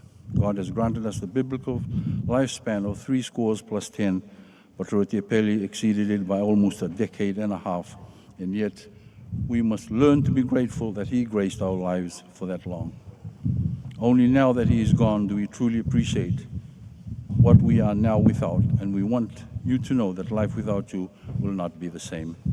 We have all despaired at our loss. Only the strength of the message that he gave us through years of giving has afforded us the strength to move forward. There is a temptation to rush to canonize his memory, but there is no need to do so. He stood tall enough as a human being of unique qualities. Indeed, to sanctify his memory would be to miss out on the very core of his being, more so that wonderful sense of humor, in particular that laugh and smirky look. Today, we gather with heavy hearts, yet with deep gratitude, to celebrate the life of a truly remarkable son of Fiji. The late Ratu Epeli Nailatikau was a loving husband and father, a statesman, a chief, a soldier, a diplomat, and above all, the servant of the people. We come not only to mourn his passing, but to honor a life that was lived with dignity, humility, and unwavering commitment to the Vanua and the nation, 60 years in total. Ratu Epeli was born into a legacy of leadership, yet he never relied solely on inheritance. Instead, he chose to build his own path, one defined by discipline, service, and integrity. From his early days in the military, he demonstrated courage and loyalty, rising through the ranks with quiet strength. His leadership in the Republic of Fiji military forces was marked not by force, but by respect. Respect for those he led and for the responsibility entrusted to him. But his service did not end there. He transitioned from military life into diplomacy, representing Fiji on the global stage with grace and wisdom. In foreign lands and international forums, he carried the identity of Fiji with pride, always grounded in his culture, yet forward-looking in his vision. He reminded the world that Fiji is just not a place, but a people defined by resilience, unity, and dignity. As Speaker of Parliament and later as President of the Republic of Fiji, Ratu Epeli embodied the highest ideals of public service. His tenure was marked by calm authority and a deep sense of responsibility. He was not a leader who sought attention, but one who commanded respect through his presence, his fairness, and his quiet resolve. He is the only person to be appointed Speaker of the House twice. I am told that as Speaker, his attention to detail in terms of parliamentary processes was quite meticulous. We will miss hearing that voice saying, "Order, order," with his spec sitting on the bridge of his nose, trying to control heated parliamentary debates. He understood leadership not as power, but as service. In the Tauke context, leadership is deeply rooted in the concept of Vengarabi Wakapanua, service to the people. Ratu Epeli lived this principle fully. He carried himself with humility, always mindful that leadership is not about self, but about others. His decisions reflected wisdom, what we often refer to as wakatulewa wakasakiti, decisions that are not only sound, but meaningful and just. He was a deep researcher, especially after he was appointed the ambassador of HIV/AIDS.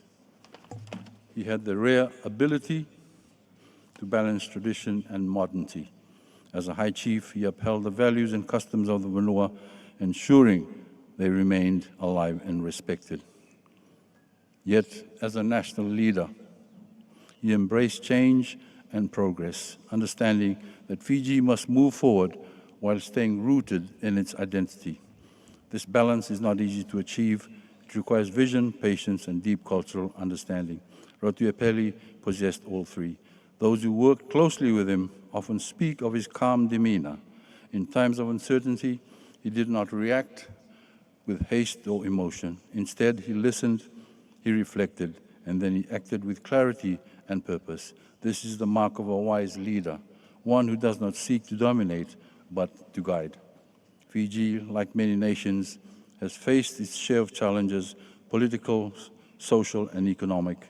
Yet through these times, Ratu Epeli remained a steady presence. He believed in unity, in dialogue, and in the importance of bringing people together. He understood that true leadership is not about division, but about building bridges. To the people of Fiji, he was more than a president, he was a symbol of stability and hope.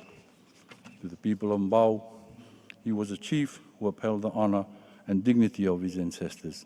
We are the poorer for his passing. To his family, he was a loving husband, father, and grandfather, a man whose greatest pride was not in titles, but in the bonds that he shared with those closest to him. To the world, he was a soldier, statesman, a leader, and a man of great distinction.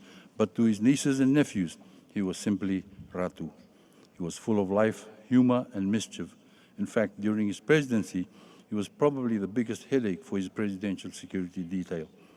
He had a way of slipping away from his bodyguards, sometimes losing them at MHCC or Grant's bedding shop. He flouted every convention of being a president. That was Ratu Epeli, always doing things his own way, always grounded, always among the people. On a lighter side, he was forever complimenting the ladies and being the ever-charming gentleman that he was. In the residence at Ratu Sukuna Road, there are two photos. One of Ratu Epeli meeting Pope John Paul II, and the other one with Ratu Epeli and Dikoila meeting the Pope together. I would like to share a funny story that he told on his 84th birthday. He was told that he would be going to the Vatican to present his credentials, and Dikoila insisted that she must attend, as she was the Catholic of the two. So when they arrived, he was advised that he would meet His Holiness first as the head of mission, then there would be an opportunity for Dikoila to meet His Holiness after that. After Ratu Epeli met His Holiness, he went to see Dikoila and advised her, now you have to practice, so don't you mess up. So he suggested that he play the Pope and go through the protocol greetings. He relayed to her and proceeded to her, okay, this is the part that when you must bow and you must kiss the Pope's hand. So Ratu Epeli was putting out his hand like that. Obviously, to Ndikoila's disdain, which put an end to the rehearsal. But that was Ratu Epeli. To all who knew him, he was a man of character. As we reflect his life, we must also reflect on the lessons he leaves behind. He teaches us that leadership is not loud, it is steady. The true strength is not in authority, but in humility. That wisdom comes not from knowing everything, but from listening, learning, and acting with integrity. All that service to others is the highest calling of all. In a world that often celebrates power and position, Ratu Epeli reminded us of something far more important, the value of character. His life challenges us to ask ourselves, how do we lead? How do we serve? How do we honor the responsibilities entrusted to us? For the chiefs of our Vanua, his legacy is a guiding light, a reminder that leadership must be grounded in wisdom, compassion, and accountability.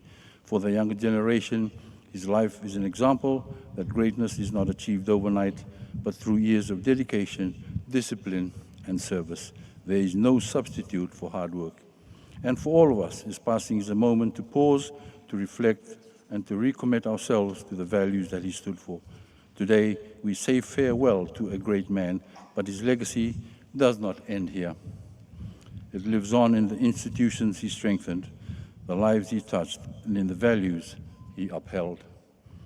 It lives on in the spirit of service, in the pursuit of unity, and in the quiet strength of wise leadership. He ended his life the way he lived it, attending public and family functions and gatherings, making it easy for people from all walks of life to warm to him.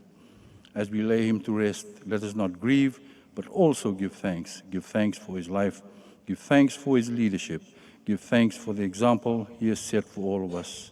May we carry forward his legacy with honor. May we strive to lead with wisdom, and may we never forget the lessons he has left behind. Ratu Epeli Nailatikau, Tokei Nei Songalava, a servant of Fiji, a guardian of tradition, and a beacon of wise leadership. Ni mo de manda ke muni, ni ngole e na wakadengu.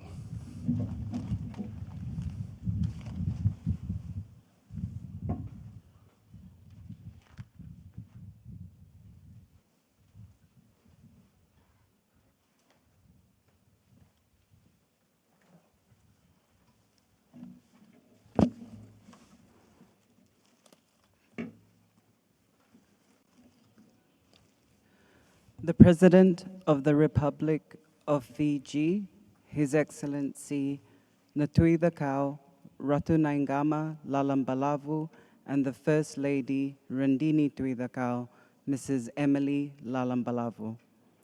His Majesty King Tupou VI of the Kingdom of Tonga, members of the royal family of the Kingdom of Tonga, the President of the Republic of Nauru, and the First Lady of the Republic of Nauru, former Presidents of Fiji, Prime Minister of the Republic of Fiji, Prime Minister of the Kingdom of Tonga, His Lordship, the Chief Justice Salesi Temo and Mrs. Temo, Honorable Speaker of the Kingdom of Tonga, Honorable Speaker of Tuvalu, Honorable Speaker of Vanuatu, Nangone Maramambale, Narokotui Ndraketi, Naturanga ke Namarama ni Vanua Viti, Cabinet Ministers, Assistant Ministers, Leader of the Opposition, and all members of Parliament, Dean of the Diplomatic Corps,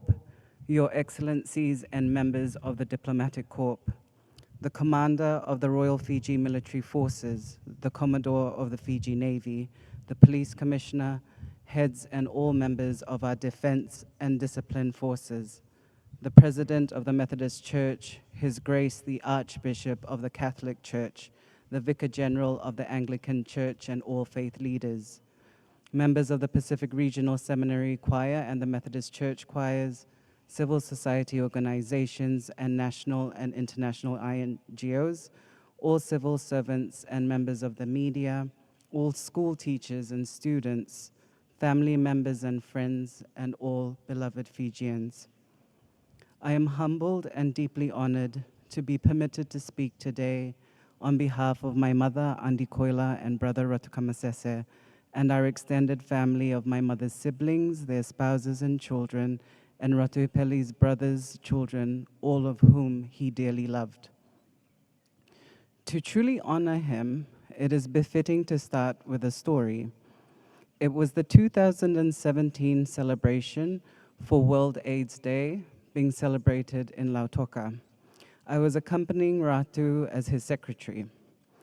The celebration started with a walk around Churchill Park and then the formalities at the park.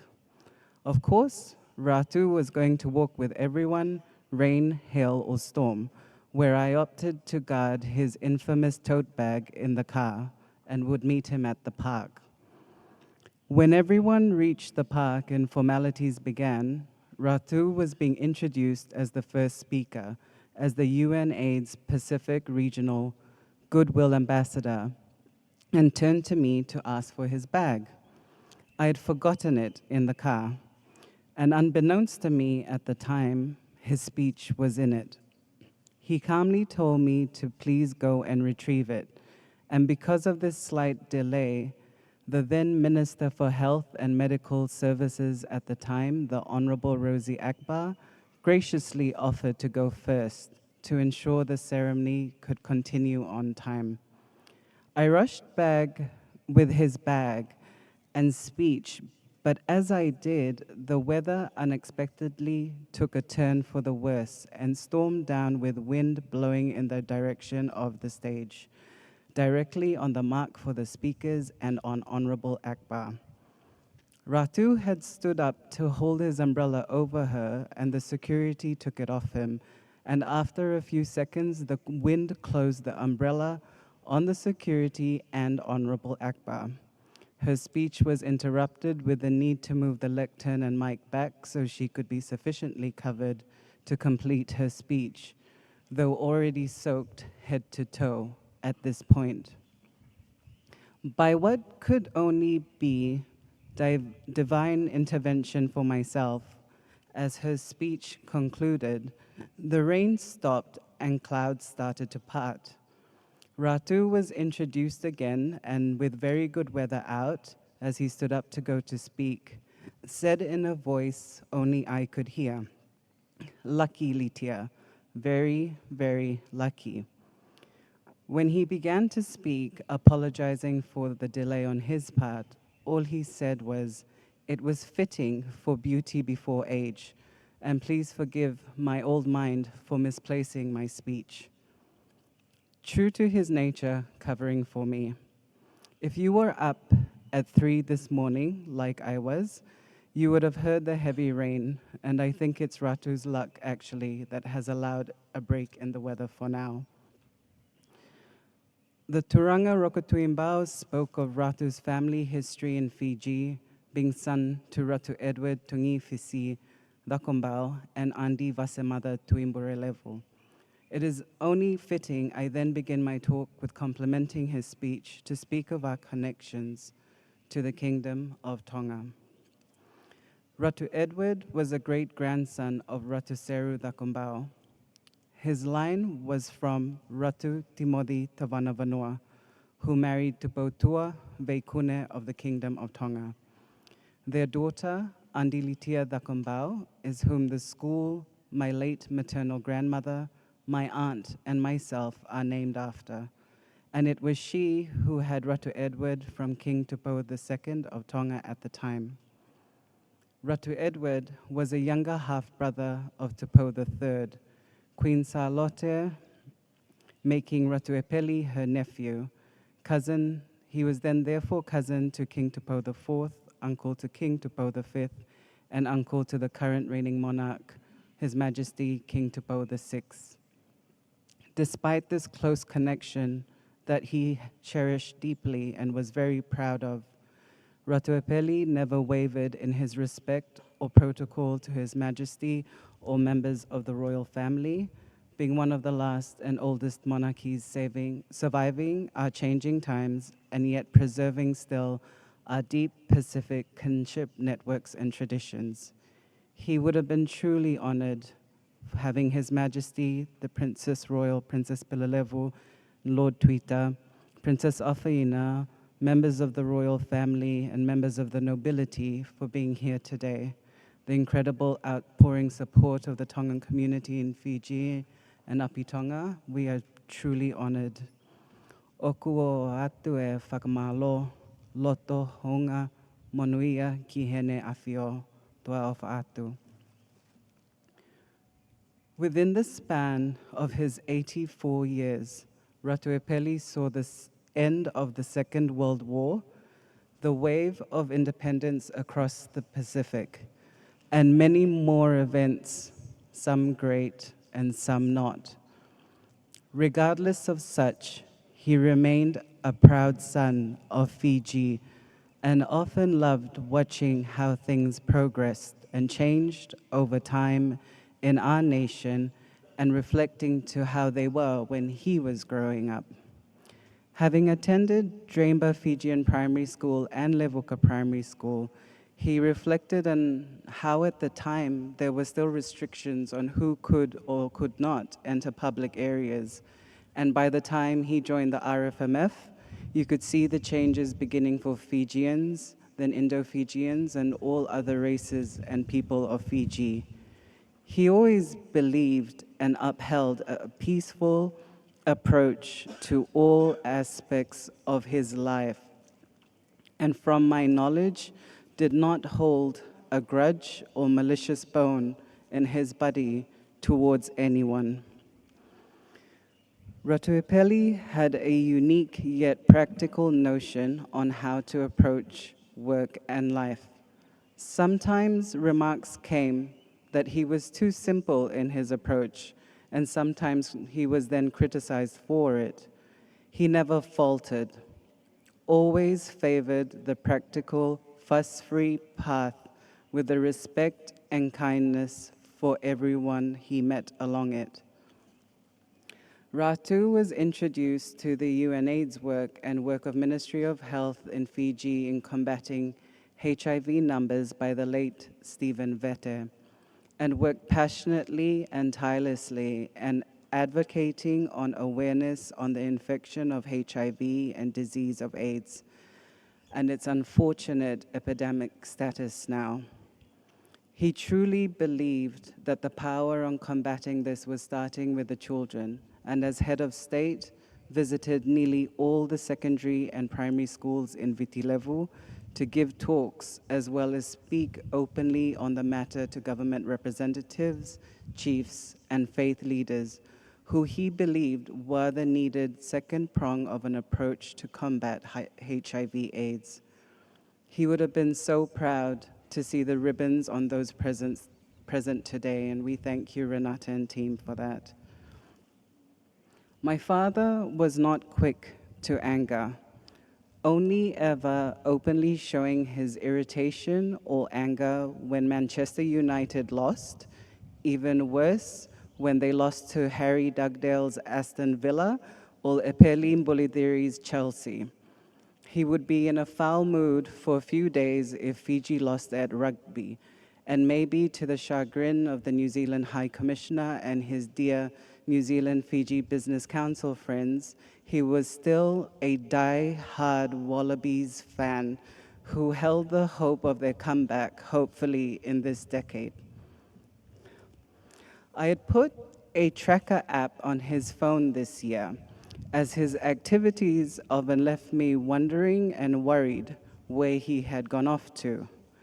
By 1 p.m. on most days, I would have had several notifications from the tracker telling me that he had started his usual morning walk at 5, his weekly visits by the hospitals, walk through town, check-in at Lala's, Mr. Parek's and Grant's Betting House, coffee at Coffee Hub Moments, or The Rock, or his beloved sandwiches at the Rendezvous, of which most of us know as Palm Court.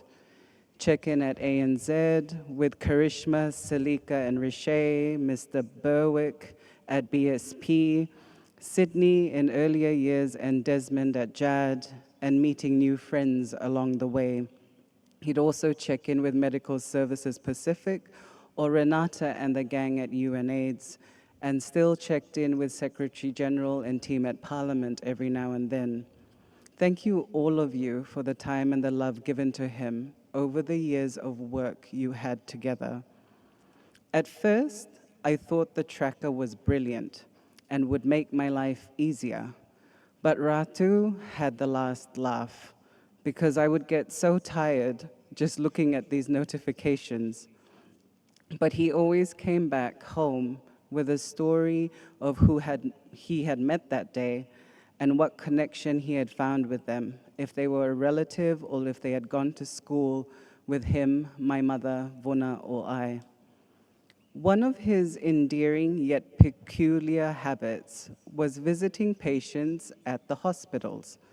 As head of state, Christmas morning was known to be a 6:30 a.m. start at the children's ward of the public hospital, visiting every patient, every doctor, every nurse, security guard on duty, and then all the prisons, and shaking hands with each and every prisoner to wish them Merry Christmas. After retiring from head of state, he then took to continuing the hospital visits on his own, and every other day would be visiting the patients and staff at the Oceania Hospital. To the honor of some and horror of others, recalled by some like Amete and Tahisha, when waking up after a procedure, he would be the first face peering down at them when they opened their eyes with a, "How's it? Don't worry, the doctor said everything went really well, but you'll have to take it easy. Then he'd tell them about what was in the paper or events in the country going on that they may have missed.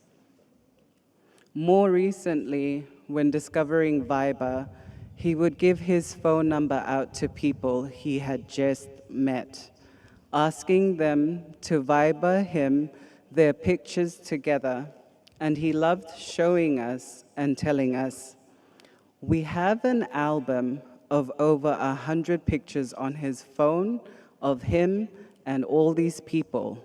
We have no idea of who most of you are, but thank you. You made his day, taking the time to befriend him, tell a story, and send him that picture."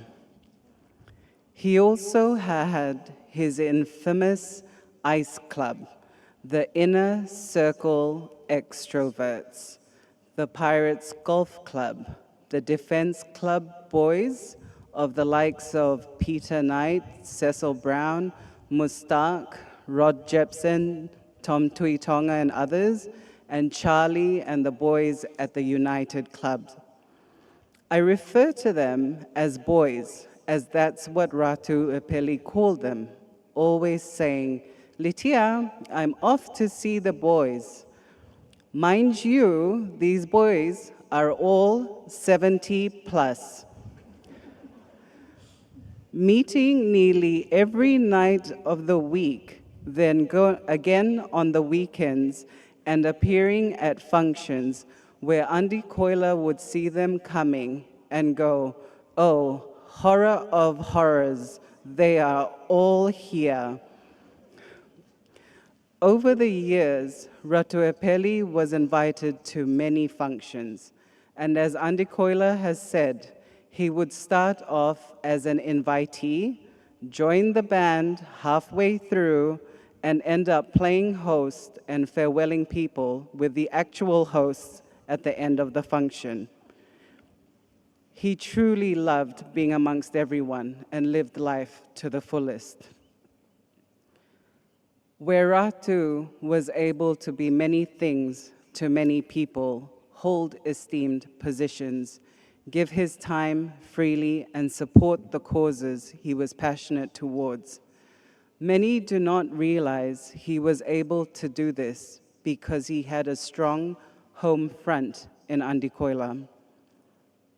When asked once as we were departing a funeral, "Ratu, what would you want for your own funeral?" His answer immediately was to point to the ground and said, "Same day, Litia, no fuss, no frills, use the IF," which was the moniker for his last vehicle, IF-141. To note, he would have despised the inconvenience of the security checkpoints and traffic caused this week, but at the same time, he would have stopped to thank each and every one of the officers who stood in the rain and sun to secure these. When I laughed at his idea of his own funeral and I said, "Seriously though," he responded, "Well, Litia, at the end of the day, that will be up to Koila." Now, that has not exactly been the case in preparations for Ratu's send-off, but it is only right to acknowledge your incredible grace in managing the obstacles of the past weeks through your mourning, and your steadfastness and unwavering patience, love, respect, and loyalty through 45 years of marriage. Vinakavakalevu now. At the same time, Andi Koila wanted to acknowledge the leadership of His Excellency the President and the First Lady for their incredible hospitality in hosting the events of the past week at the State House, and so grateful for the beautiful preparations and generosity of the staff and State House representatives who have been a true example of Fijian hospitality. Vinakavakalevu. To the Honorable Prime Minister Sitiveni Rambuka, thank you for your words today honoring Ratu and for the support of the Fiji government, especially Ministry of Foreign Affairs, Itauke Affairs, and Ministry of Defense, of whom Ratu had been a proud civil servant of those ministries in the past.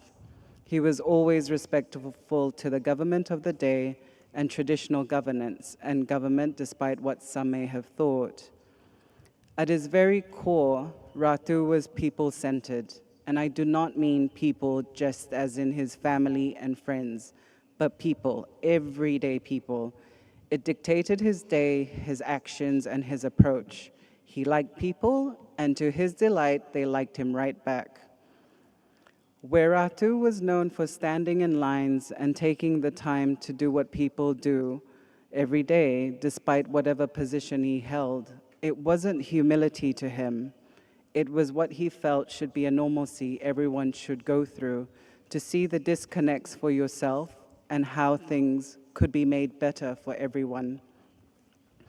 Decisions he made in his life, civil service, and political career, some great, some that angered many.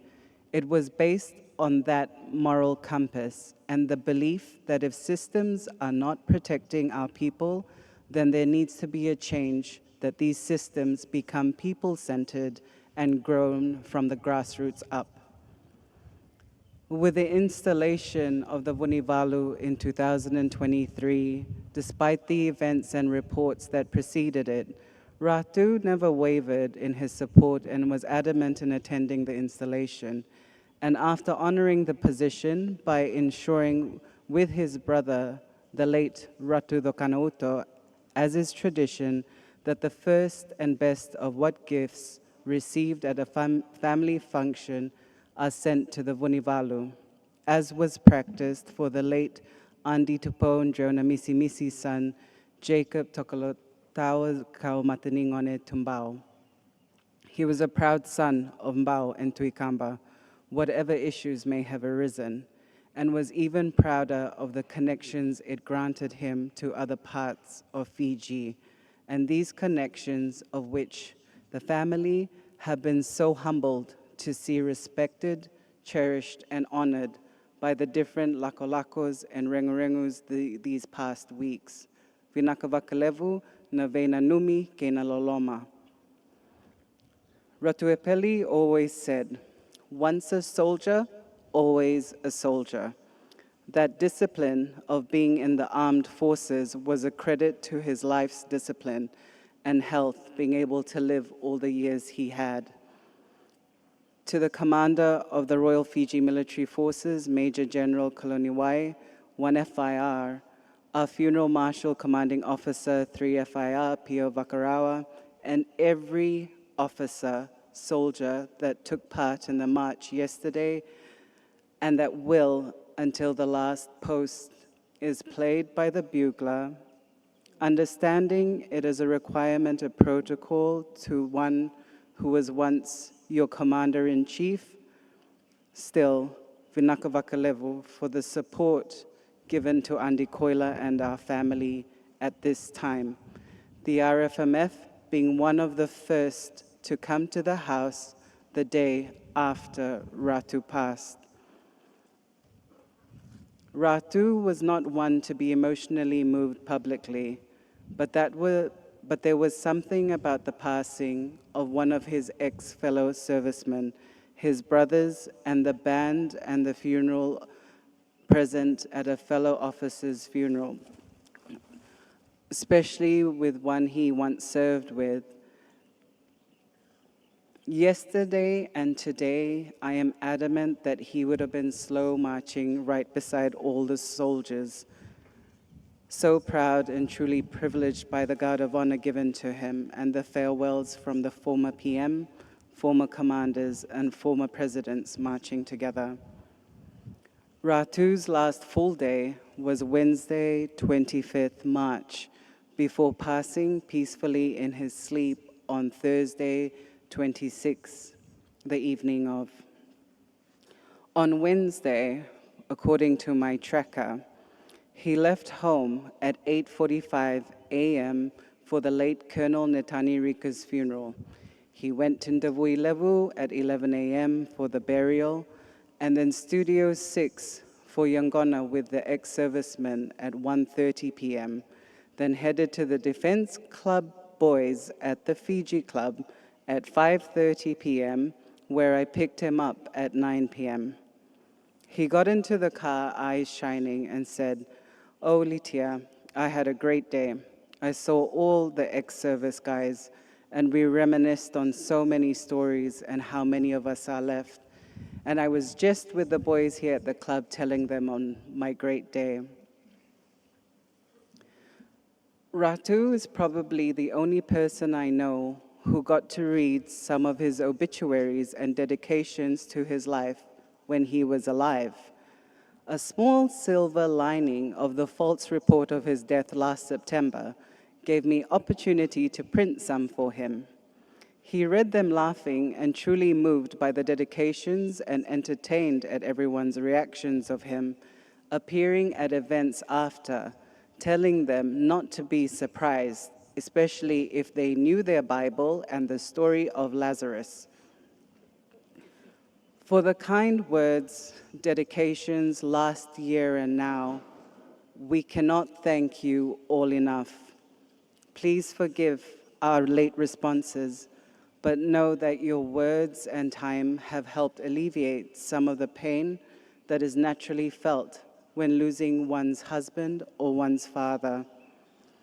To everyone who has kept Ratu and the family in your prayers and thoughts, who have traveled in from abroad, who braved the weather today and yesterday through his beloved Suva to pay your respects as his body passed, we have no words and we cannot thank you enough.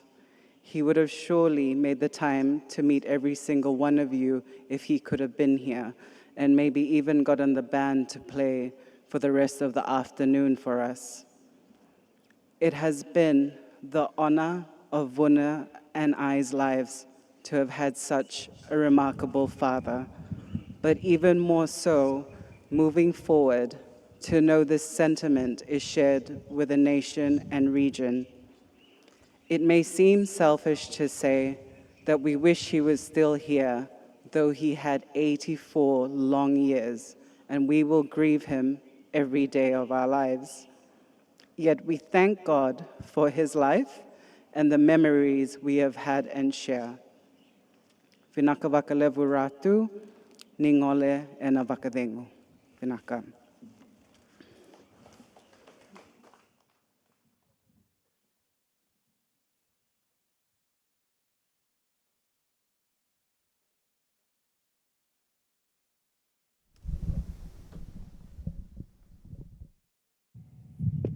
May I kindly invite all present to rise as we observe a moment of silence in honor and remembrance of the life and the legacy of Ratu Epeli Nailatikau. Let us reflect with gratitude for his service and contribution to our nation. The invitation is extended to all citizens of this nation who may be watching on your television or your phone. Let us join together in a moment of silence. Ndua na ngauna ni nonda tubangan dua, bangan nomundi, nonda varo rokota kana kalugi na nonda rokova na itabi kinambula na Ratu Epeli Nailatikau.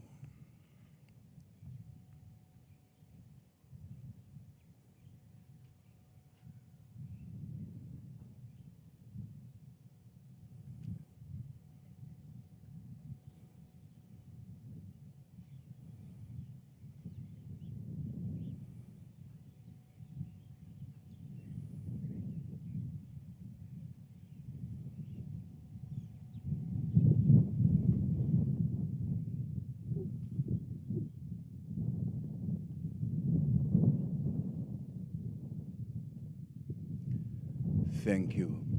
You may be seated.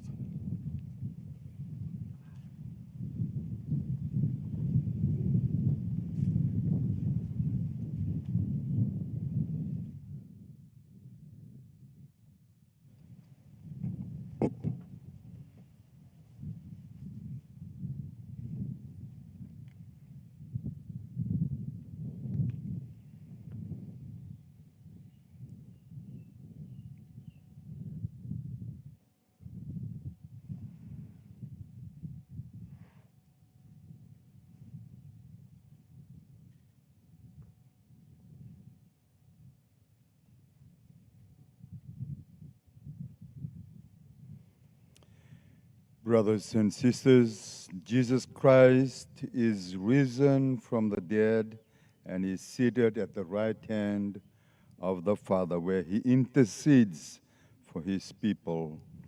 In this sure and certain hope of the resurrection, and trusting that God hears the cries of those who place their faith in the Lord Jesus, we now bring before him our prayers for the late Ratu Epeli Nailatikau, for his family, for our nation, and for our world.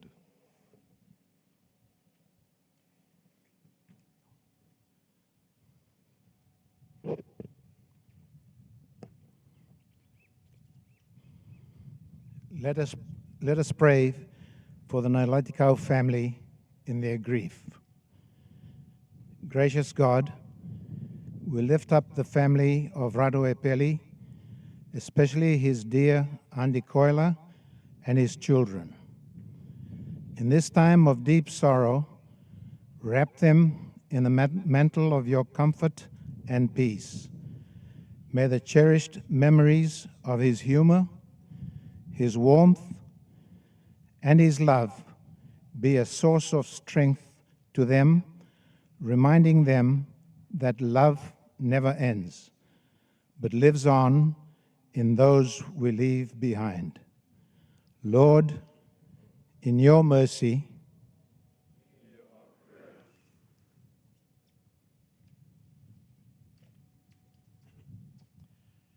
for the leaders of the Republic of Fiji. Almighty God, we pray for the leaders of Fiji, for the President, the Prime Minister, and all who serve in high office. May they be inspired by the late Ratu Epeli's example of humility and his unique gift of bringing people together. Grant them wisdom and a servant's heart that may lead our nation with dignity and seek always the welfare of the marginalized and the vulnerable. Lord, in your mercy,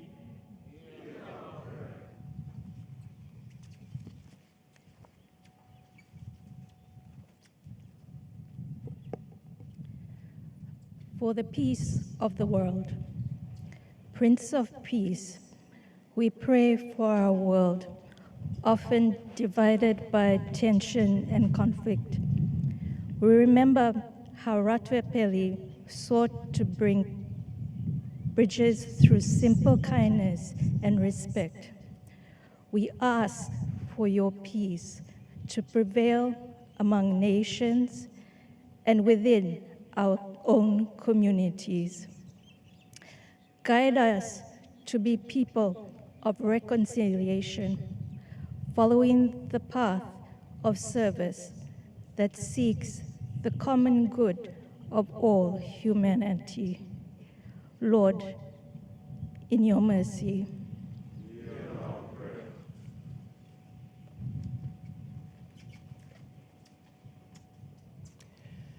Let us pray for the repose of the soul of Ratu Epeli Nailatikau. Merciful Father, we surrender the soul of your servant, Naturanga Mainei Songalava, Ratu Epeli Nailatikau, into your eternal care. We thank you for his years of faithful service as a chief, a soldier, and a statesman. Having fought the good fight and finished his race, may he now hear your voice saying, "Well done, good and faithful servant." Grant him eternal rest and let your perpetual light shine upon him forever. Lord, in your mercy.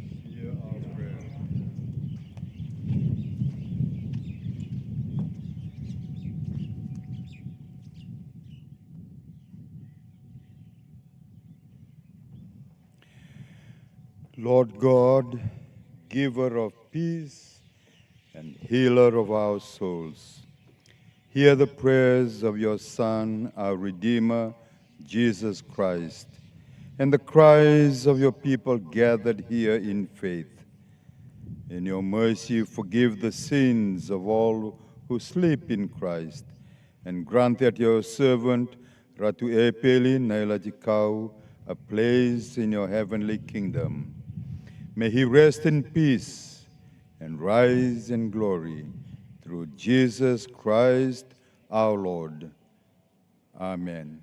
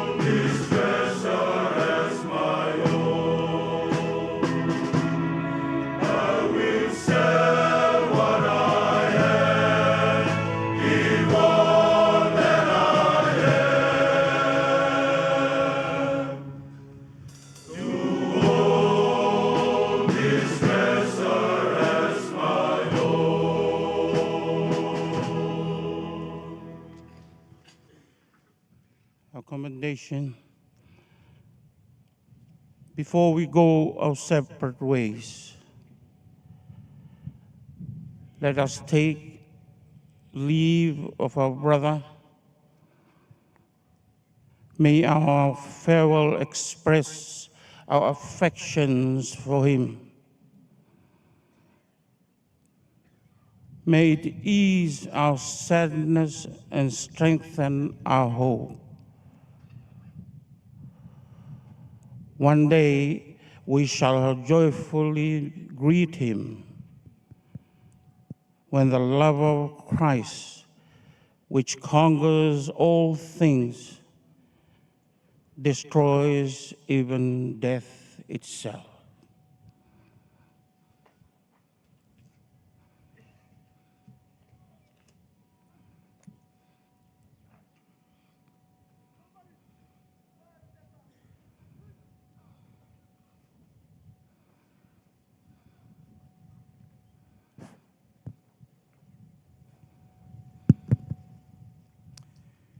In the Christian tradition, we will now bless the casket and the body of Ratu Epeli with the holy water, reminding us of the waters of baptism that has washed clean our sins. Then we will incense his casket and body. As the psalm says, let our prayers rise up to God like the smoke of the incense.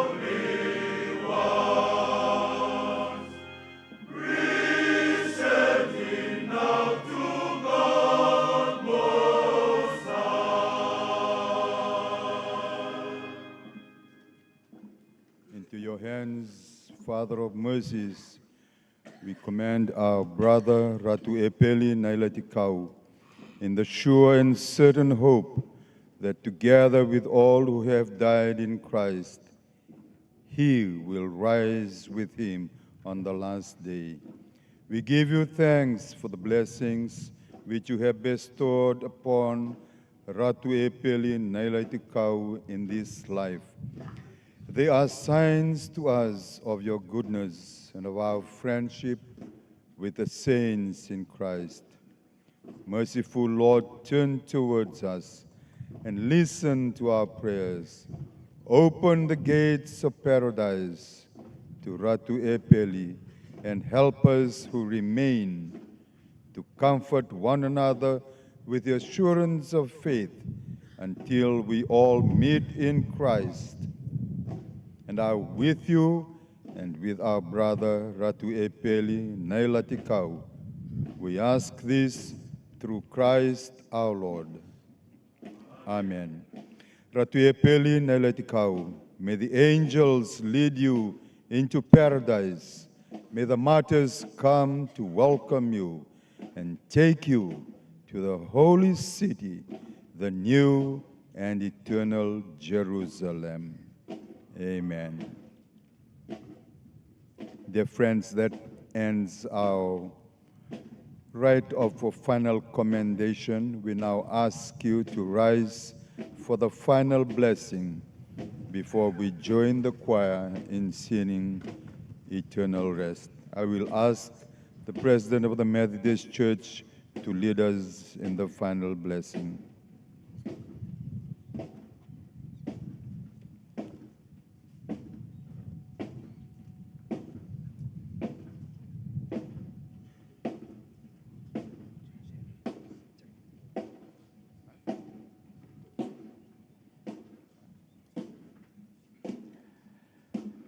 Shall we unite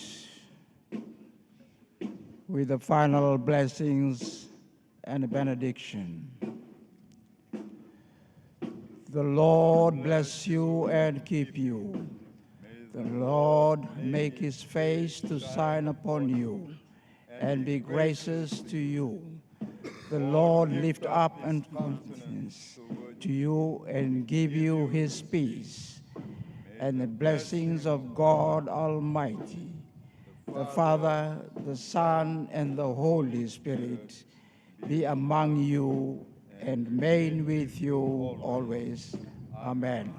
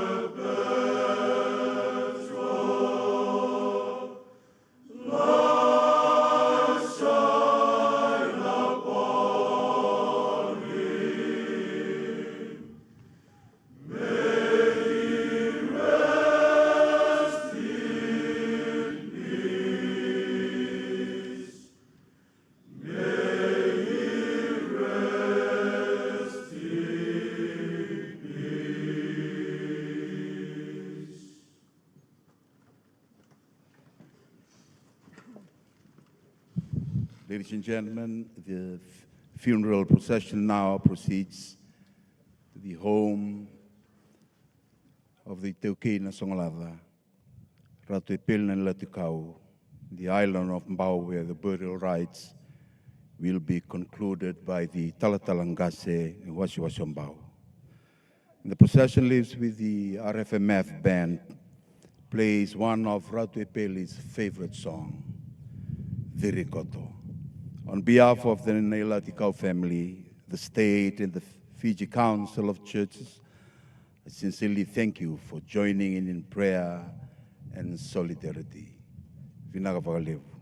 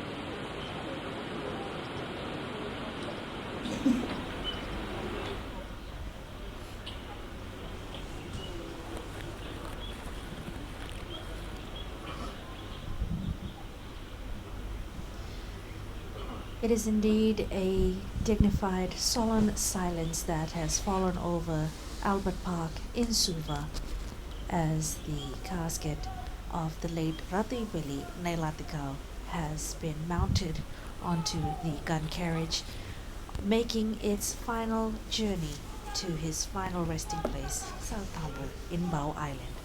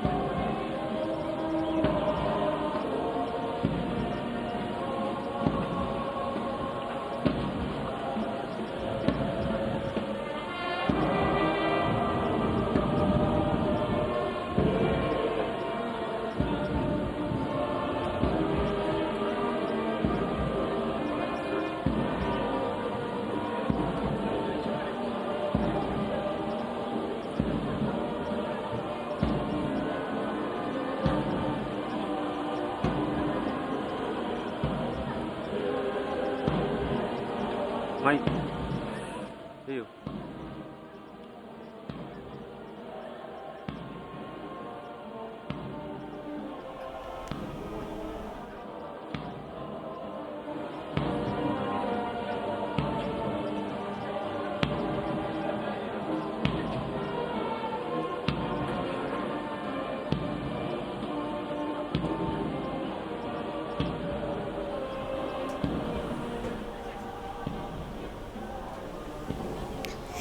As the casket is now carried away from this sacred ceremonial place, the service has concluded, but the journey continues, with processional music once again being led by the RFMF band.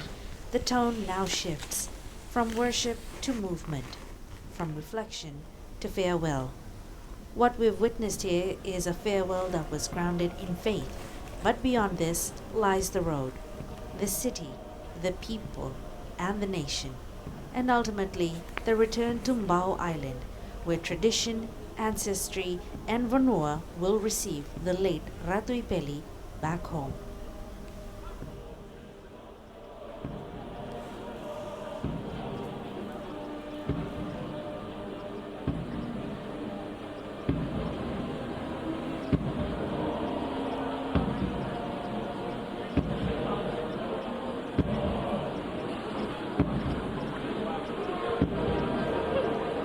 Samai dapat kena lotu ni bita la na mata Kongo dasari itu kena nora saba nandaku na turanga ite toke ne songlava ene utu itini ngauna ena rara lewu na Albert Park na Suva era osondringi na lini bonua era osondringi sartalangan na bulangi sureti Mera mai tiko en lotu ni Veitalavi en mataka indindai.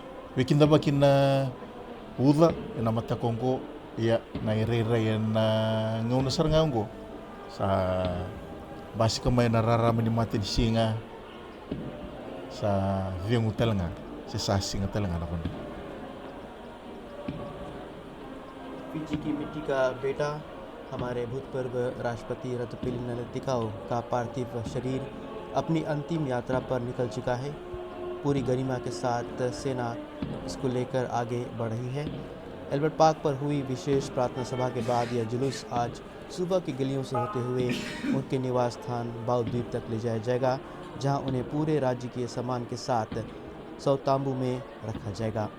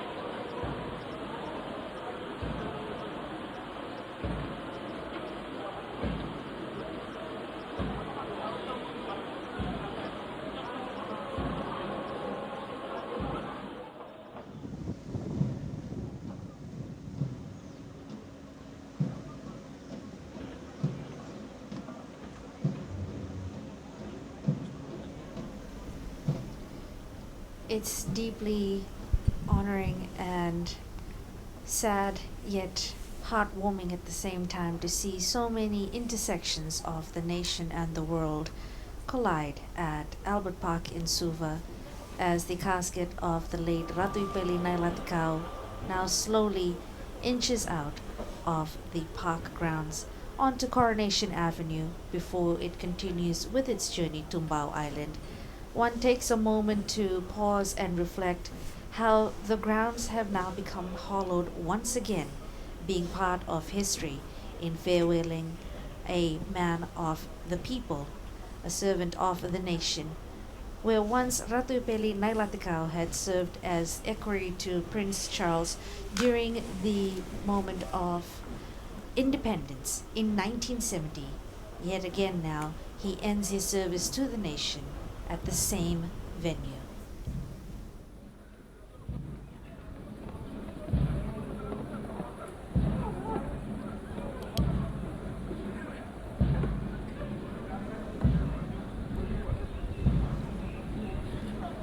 Sa bada-baritingan na lutu ni Vitalavi sa mo sariti ko na ilaw-law buturanga na non sa kauti ko na ngonra na turanga ito ki na isong alava. Asa nang bita pa kanduan na korlewo Suva doon na punua eran daw matau kinavaliw. Meron daw laki wadi ngoi tukina na dhuroso ni pakasama na onga na doon na singa. Ena buku ni Bengkarabi singa wala nga ena buku ni Mativalu. Ena buku talanga ni Belutaki. Ena nonda mati itu. Ele bumbeka era na senga ni Kileira. Ni rana tavali ena batini ngoni sala. Ena korlewo Suva. Erana kintatal ni rasana abambula taki en matan rendre karabi kinda baki sala ko sarna bi ba madala taki yani sa mandono na biakani sanan dua tani sar na ilawlako na vital no en rere ko tikina na bewali me bukan sanda uro en sarong of token na kena tuku en boseni tumbi-tumbi na Bengkarabi papanua na buku ni rengu-rengu Bengkarabi tiku mana lama ni madawa ni raturangan dau vitalano turanga dau matan rende turanga ni veokani turangan dina ni velutaki na kenra ai tuku and the sarra ni bandini dina takatiku and singa indindai. आज पूरा Fiji एक अत्यंत भावुक और ऐतिहासिक क्षण का साक्षी बन रहा है। सुबह की सड़कों पर एक गहरा सन्नाटा सा छाया हुआ है। यह एक दुख के साथ साथ गहरे सम्मान का भी प्रतीक है। सेना का यह अनुशासित मार्च इस अनुशासन और सेवा की याद दिलाता है जो रातू एपेली ने अपनी पूरे जीवन में दिखाई है। कई सौ की संख्या में लोग सुबह से ही सड़कों के किनारे हैं और सुबह के कुछ व्यापारियों ने भी सम्मान के तौर पर अपना व्यापार जो है बंद रखा है। Of the road, members of the public have lined up since this morning, braving the rain, receiving it as a blessing, just as the late Ratu Epeli Nailatikau's daughter Andilitia had said that there was a way of blessing the country, the nation and its people and bringing us together in a solemn occasion such as this. Joining us again is Lieutenant Colonel Eroni Nduaimbe. Welcome back, sir. Looking at something significant as part of the state service, the farewell service, we saw that there was a last post and revel that was accorded. Could you give us the significance of that for servicemen such as Ratu Epeli Nailatikau?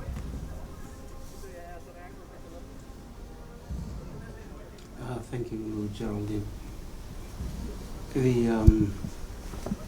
The last post that is usually accorded at a military funeral is a haunting melody traditionally associated with funerals and remembrance ceremony. It signifies the end of a day and metaphorically the end of life, serving as a poignant farewell to the deceased. Later on, in the island of Mbao, you'll hear the sound of the lone bugler and the sound of it echoing through the air. The bugler's role simply highlights the connection between the deceased and military service, particularly for those who served in the armed force. It honors the sacrifice and contributions to the nation. As you watch on the screen the marching that is taking place, there are two old sayings that usually goes like, soldier never dies, they just fade away. And the other saying that goes, a soldier would walk to his grave. This is very significant saying that basically shows and is the core of the military tradition of farewelling the soldier as he passes on. And it would be very interesting to be able to watch this and witness this live on television. It's also such an interesting intersection when you see that a state farewell intersects with a military farewell, and yet at the same time Vanua is also part and present of this journey, as the cortege the procession is now proceeding along Victoria Parade. It will then pass through Scott Street, Rodwell Road, and it ends at Flea Market. Thereafter, it will be escorted to Mbao Landing along Rodwell Road, Edinburgh Drive, Ratumara Road, Kings Highway, Wainambukasi Road, Naindali Diversion Road, and then the Old Mbao Road before the cortege arrives, to be taken to Mbao Island and rests at the Watanitawake. Seen before us, sorrow and thankfulness being expressed by bowed heads, reverent silence, and members of the public, those who may have had interactions with the late Ratu Epeli Nailatikau, those who may have been inspired by his great service, and those that look to him as a statesman, as a diplomat, but also as a family man. We've heard with the tributes and the eulogies being delivered today that there were so many facets and so many sides to him. Each person got to interact with one side or the other, but those interactions will last a lifetime.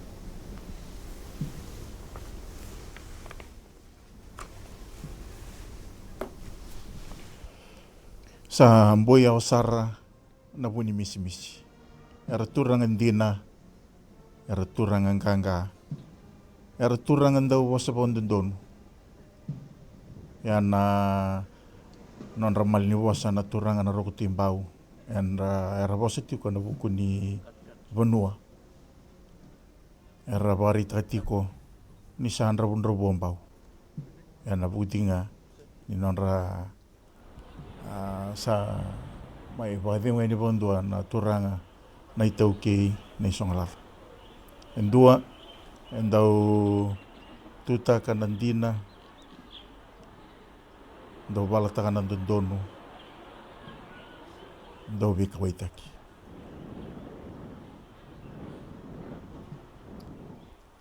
PG के इतिहास का एक अध्याय आज समाप्त हो रहा है। रतु एपेली नैलातिकाउ जी ने न केवल राष्ट्रपति के रूप में बल्कि एक राजनीतिज्ञ और सैनिक कमांडर के रूप में देश की जो सेवा की है उसे आने वाली पीढ़ियां हमेशा याद रखेगी।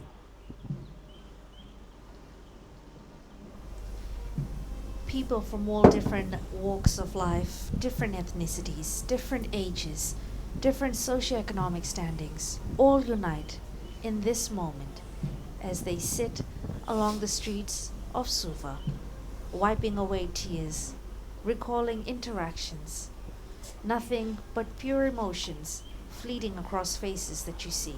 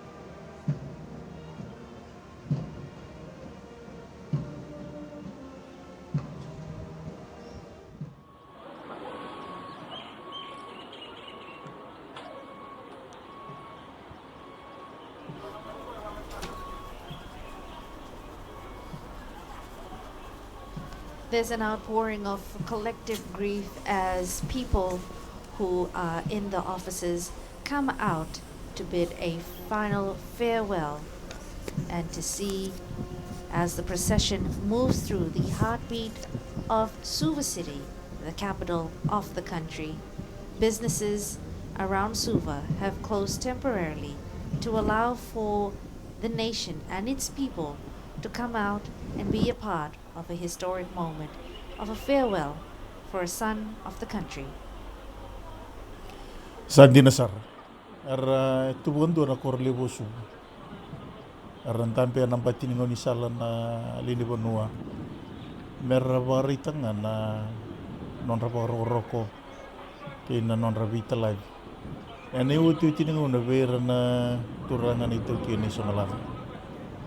Na ilaola ko na tulingoni sala lebu na Victoria Parade, ya vea in na flea market, mekia, erna muriadaki na ngoni sala na Edinburgh Drive, Ratu Road, na ngoni sala lebu na ken romali o Suva ki no sori, ya vea ni kina taun no sori, ngol sarabaka ki nandali, kina mata sa lebu, mekia.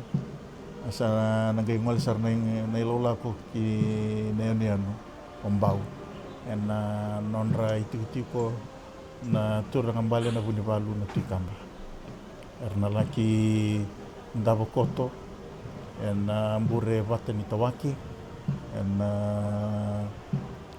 lo manirua na yaua nimbera ni nangay garabiti ko na utu itini bingara na dagdaka di baswangel mena bari bando ni berni na gami bari tiko na kena daga tu lo di bingkarat kan do bingkarat ana mandan do songo baba no ni dabita la ana gami bingkarat tiko e ulu ni buak ni sana da mai na daga ni basukan gel ana singale bendindai काले और सफ़ेद पोशाक में लोग अंतिम सलामी देने के लिए सुबह की गलियों के किनारे बैठे हुए हैं और ये जो शव यात्रा निकली हुई है रोड से होते हुए फ्ली मार्केट तक जाएगा। इसके बाद ये Edinburgh Drive, Ratu Mara Road, Kings Highway से होते हुए बाउ लैंडिंग तक जाएगा और फिर ये जो शव यात्रा है पहुँचेगी अंतिम संस्कार के लिए सोताम्बू बाउ आइलैंड में।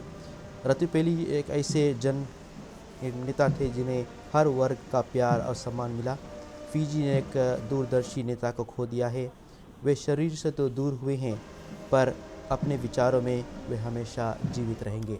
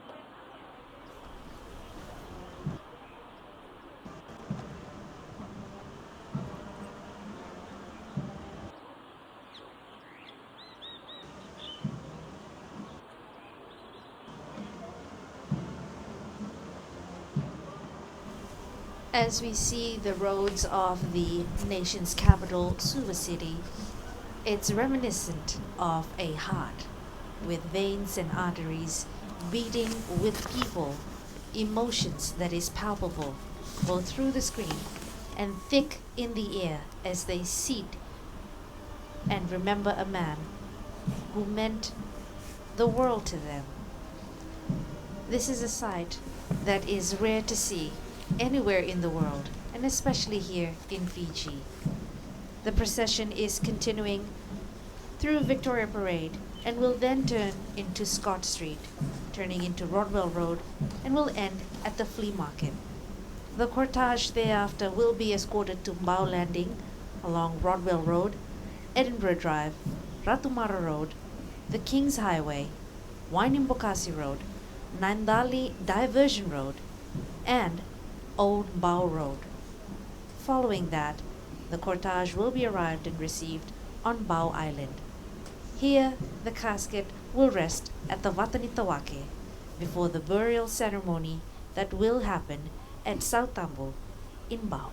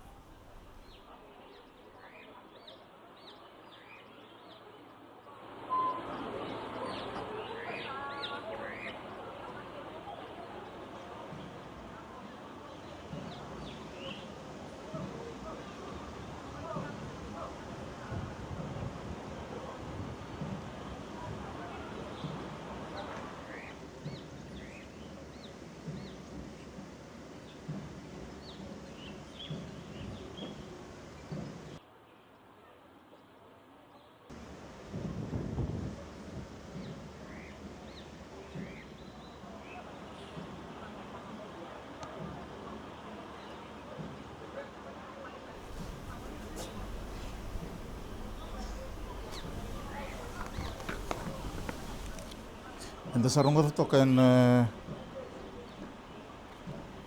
was ni vanua kapag arawa itabikina na turanga na rukutimbao kapag kina na was ni bubale arawa itabikina na ngwane maramalilay may nesongalada andilitia nalitikau arawa andi takatokina randi na ni bubale ba turanga na bono kumbuna na turanga na ito ki nesongalada na non ritu na bono kumbuna na non ritu itu na buli bal no tikamba kabakina na non ra bubale na tuitong na non ritu tumbu turanga na itu ki na songalada ersambale Ratu Edward tungi lakambao Ratu Edward tungi lakambao luben na tuitonga o King George Tupo ne karua ya na itu ki na songalada Ratu Epeli Nailatikau na tinanra andi wasemada timburele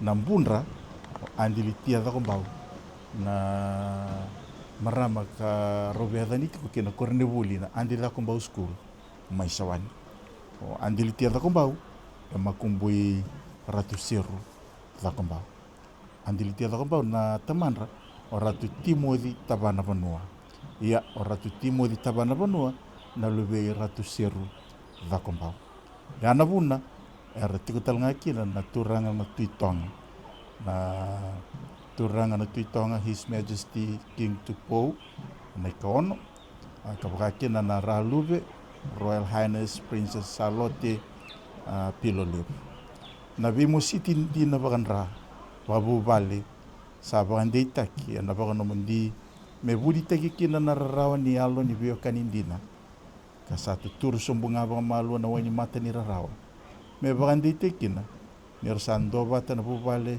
bagatui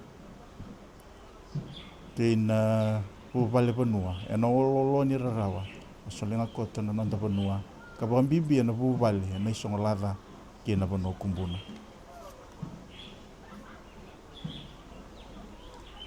लोगों के चहेते भूतपूर्व राष्ट्रपति रातू एपेली नैलातिकाउ का जीवन, सादगी, ईमानदारी और राष्ट्र प्रेम की एक खुली किताब थी।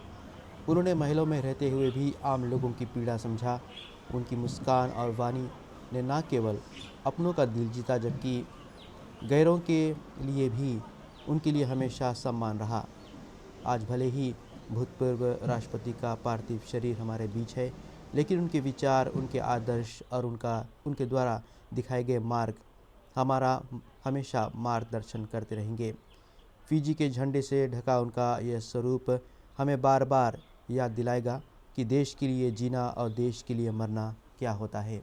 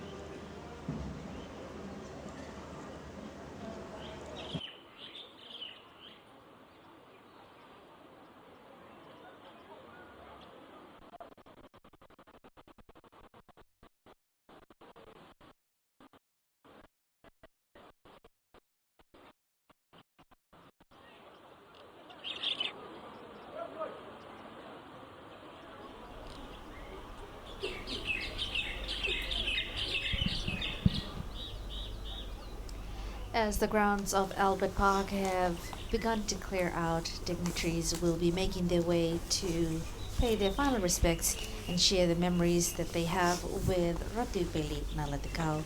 We also have the procession that continues through Suva, and this is where it's an opportune time to understand that the life that we are honoring today did not begin in public office.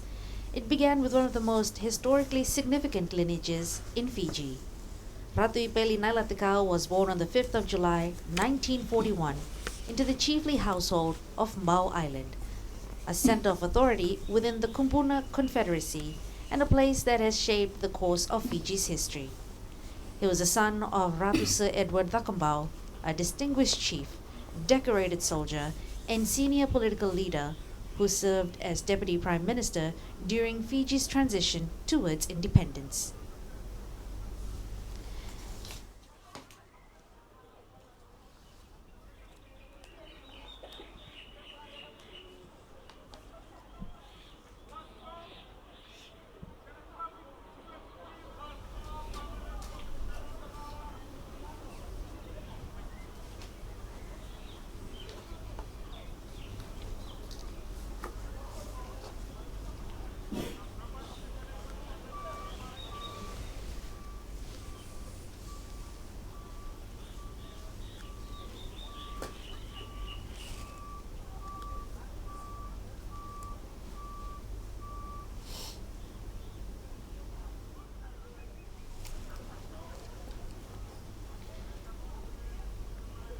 We'd like to advise our viewers that are joining us from around Fiji and around the world that this is not the end of the procession and the day's events. Later on this afternoon, after the funeral procession and the cortege is received at Mbau Island, it will then rest at the Watanitawake with a burial ceremony that will continue at South Tumbu, which is significant in Fiji's cultural, which is significant in its cultural history. A place, a resting place for chiefs gone by. We see now the historic and significant island of Mbao, there's a stillness that lies throughout the island as they all prepare to receive the cortege, the dignitaries, and also the mourners that will be part of the burial ceremony that will continue at 2 p.m. Nisana sarava sa tinguri na ano Mbau na non reitiko na Funivalu na Tikamba. Waka no mundi to sababi na tu na Wingaravi na mbure o Watenita wake. Ya na bunua na mbure na laki ndavo kotukina bakalegalek na toranga itau kini na isongalava ni berra ni ranangai laki marui bondua kina sautambo. Una li subotale na vitukutuke so saba rita o titiko ke ando mbeka na ngauna ya so le ber na tuitonga mera dona non rabosa ya na singendinda na lotu le vitalavi o kila ne bia bakato kongoni na kena itautau. Bila saka bolevu na buno kumbuna non ritukutuku na turanga mbal na buni bal no tikamba na be susu ke na be marroi na bu vale na isongalava. सुबह की गलियों से होते हुए भूतपूर्व राष्ट्रपति स्वर्गीय रतु एपेली नैलातिकाउ का जो शव यात्रा है इसी स्थान पर ले जाया जाएगा सौताम्बू में, जहां पर उनका अंतिम संस्कार होगा। वे 84 यानी 84 साल की आयु में हमें अलविदा कहे गए और पेशेवर सैनिक और राजनीतिज्ञ और उन स्वास्थ्य एडवोकेट बने रातू एपेली की मृत्यु 26 मार्च इसी साल पिछले महीने हुई थी और स्वर्गीय रातू एपेली के माता पिता रातू एडवर्ड दकम्बाओ और आंदिया वे मिसादा तुई मुरेलेबू थी और वे तोंगा के महाराजा जॉर्ज तुपो II और आंदी लितिया दकम्बाओ के पोते थे। उनकी पत्नी आंदी कोयला मारा है जो कि भूतपूर्व राष्ट्रपति और फिजी के पहले प्रधानमंत्री रातू से कमेसे से मारा की बेटी है। उनकी शादी 1981 में हुई थी और उनकी जो पत्नी है आंदी कोयला मारा भी एक राजनीतिज्ञ और मंत्री भी रह चुकी है और फिजी की नेतागिरी में एक उच्च पद को संभाल रही थी। रातू एपेली के 2 बच्चे हैं, कमिसे से बुना और लितिया दकम्बाओ। We'd like to let our viewers know that as we continue to follow this solemn journey, we'll now take a pause in our live coverage.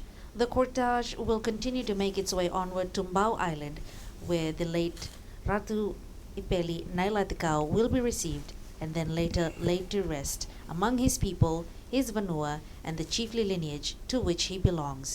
It is a deeply significant passage, one that takes him from the gaze of the nation back to the heart of tradition and ancestral ground. We'll take a short break at this time and return as ceremonies continue.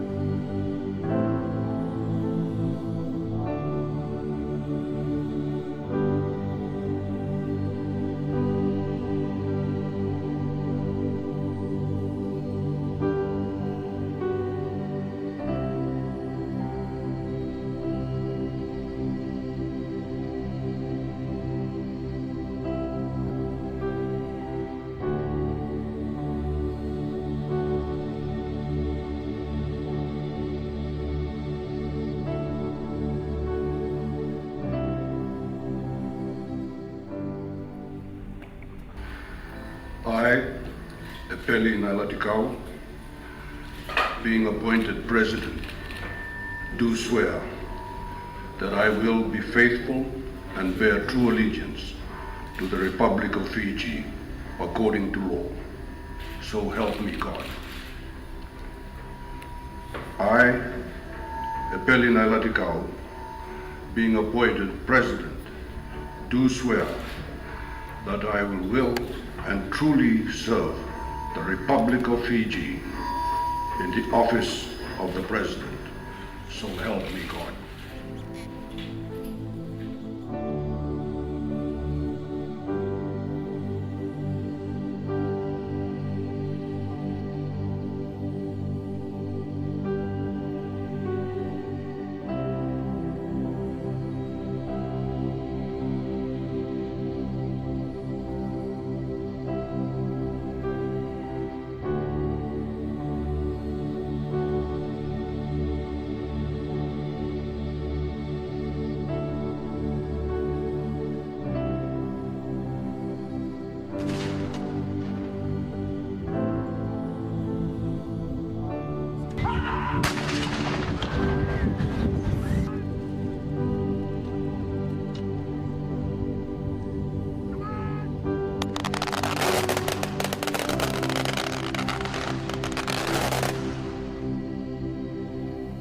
What does it mean to be Fijian? Clearly, we have been blessed with beautiful surroundings, fertile islands, and an ocean teeming with life. It is the responsibility of every Fijian to nurture and protect our environment, which is coming under increasing pressure. Even the youngest Fijian can play their part. If you see some rubbish on the ground or a plastic bottle lying on the beach, pick it up and dispose of it properly. We all need to do a lot more to rid ourselves of the litter that is spoiling our landscape. But just as important as our physical surroundings is the spirit of being Fijian, of thinking more about those things that bind us together and make us a nation. As we all know, we have had our challenges in the past, but I believe that whatever differences have existed have been contrived rather than being innate. That only with unity comes prosperity and a brighter future.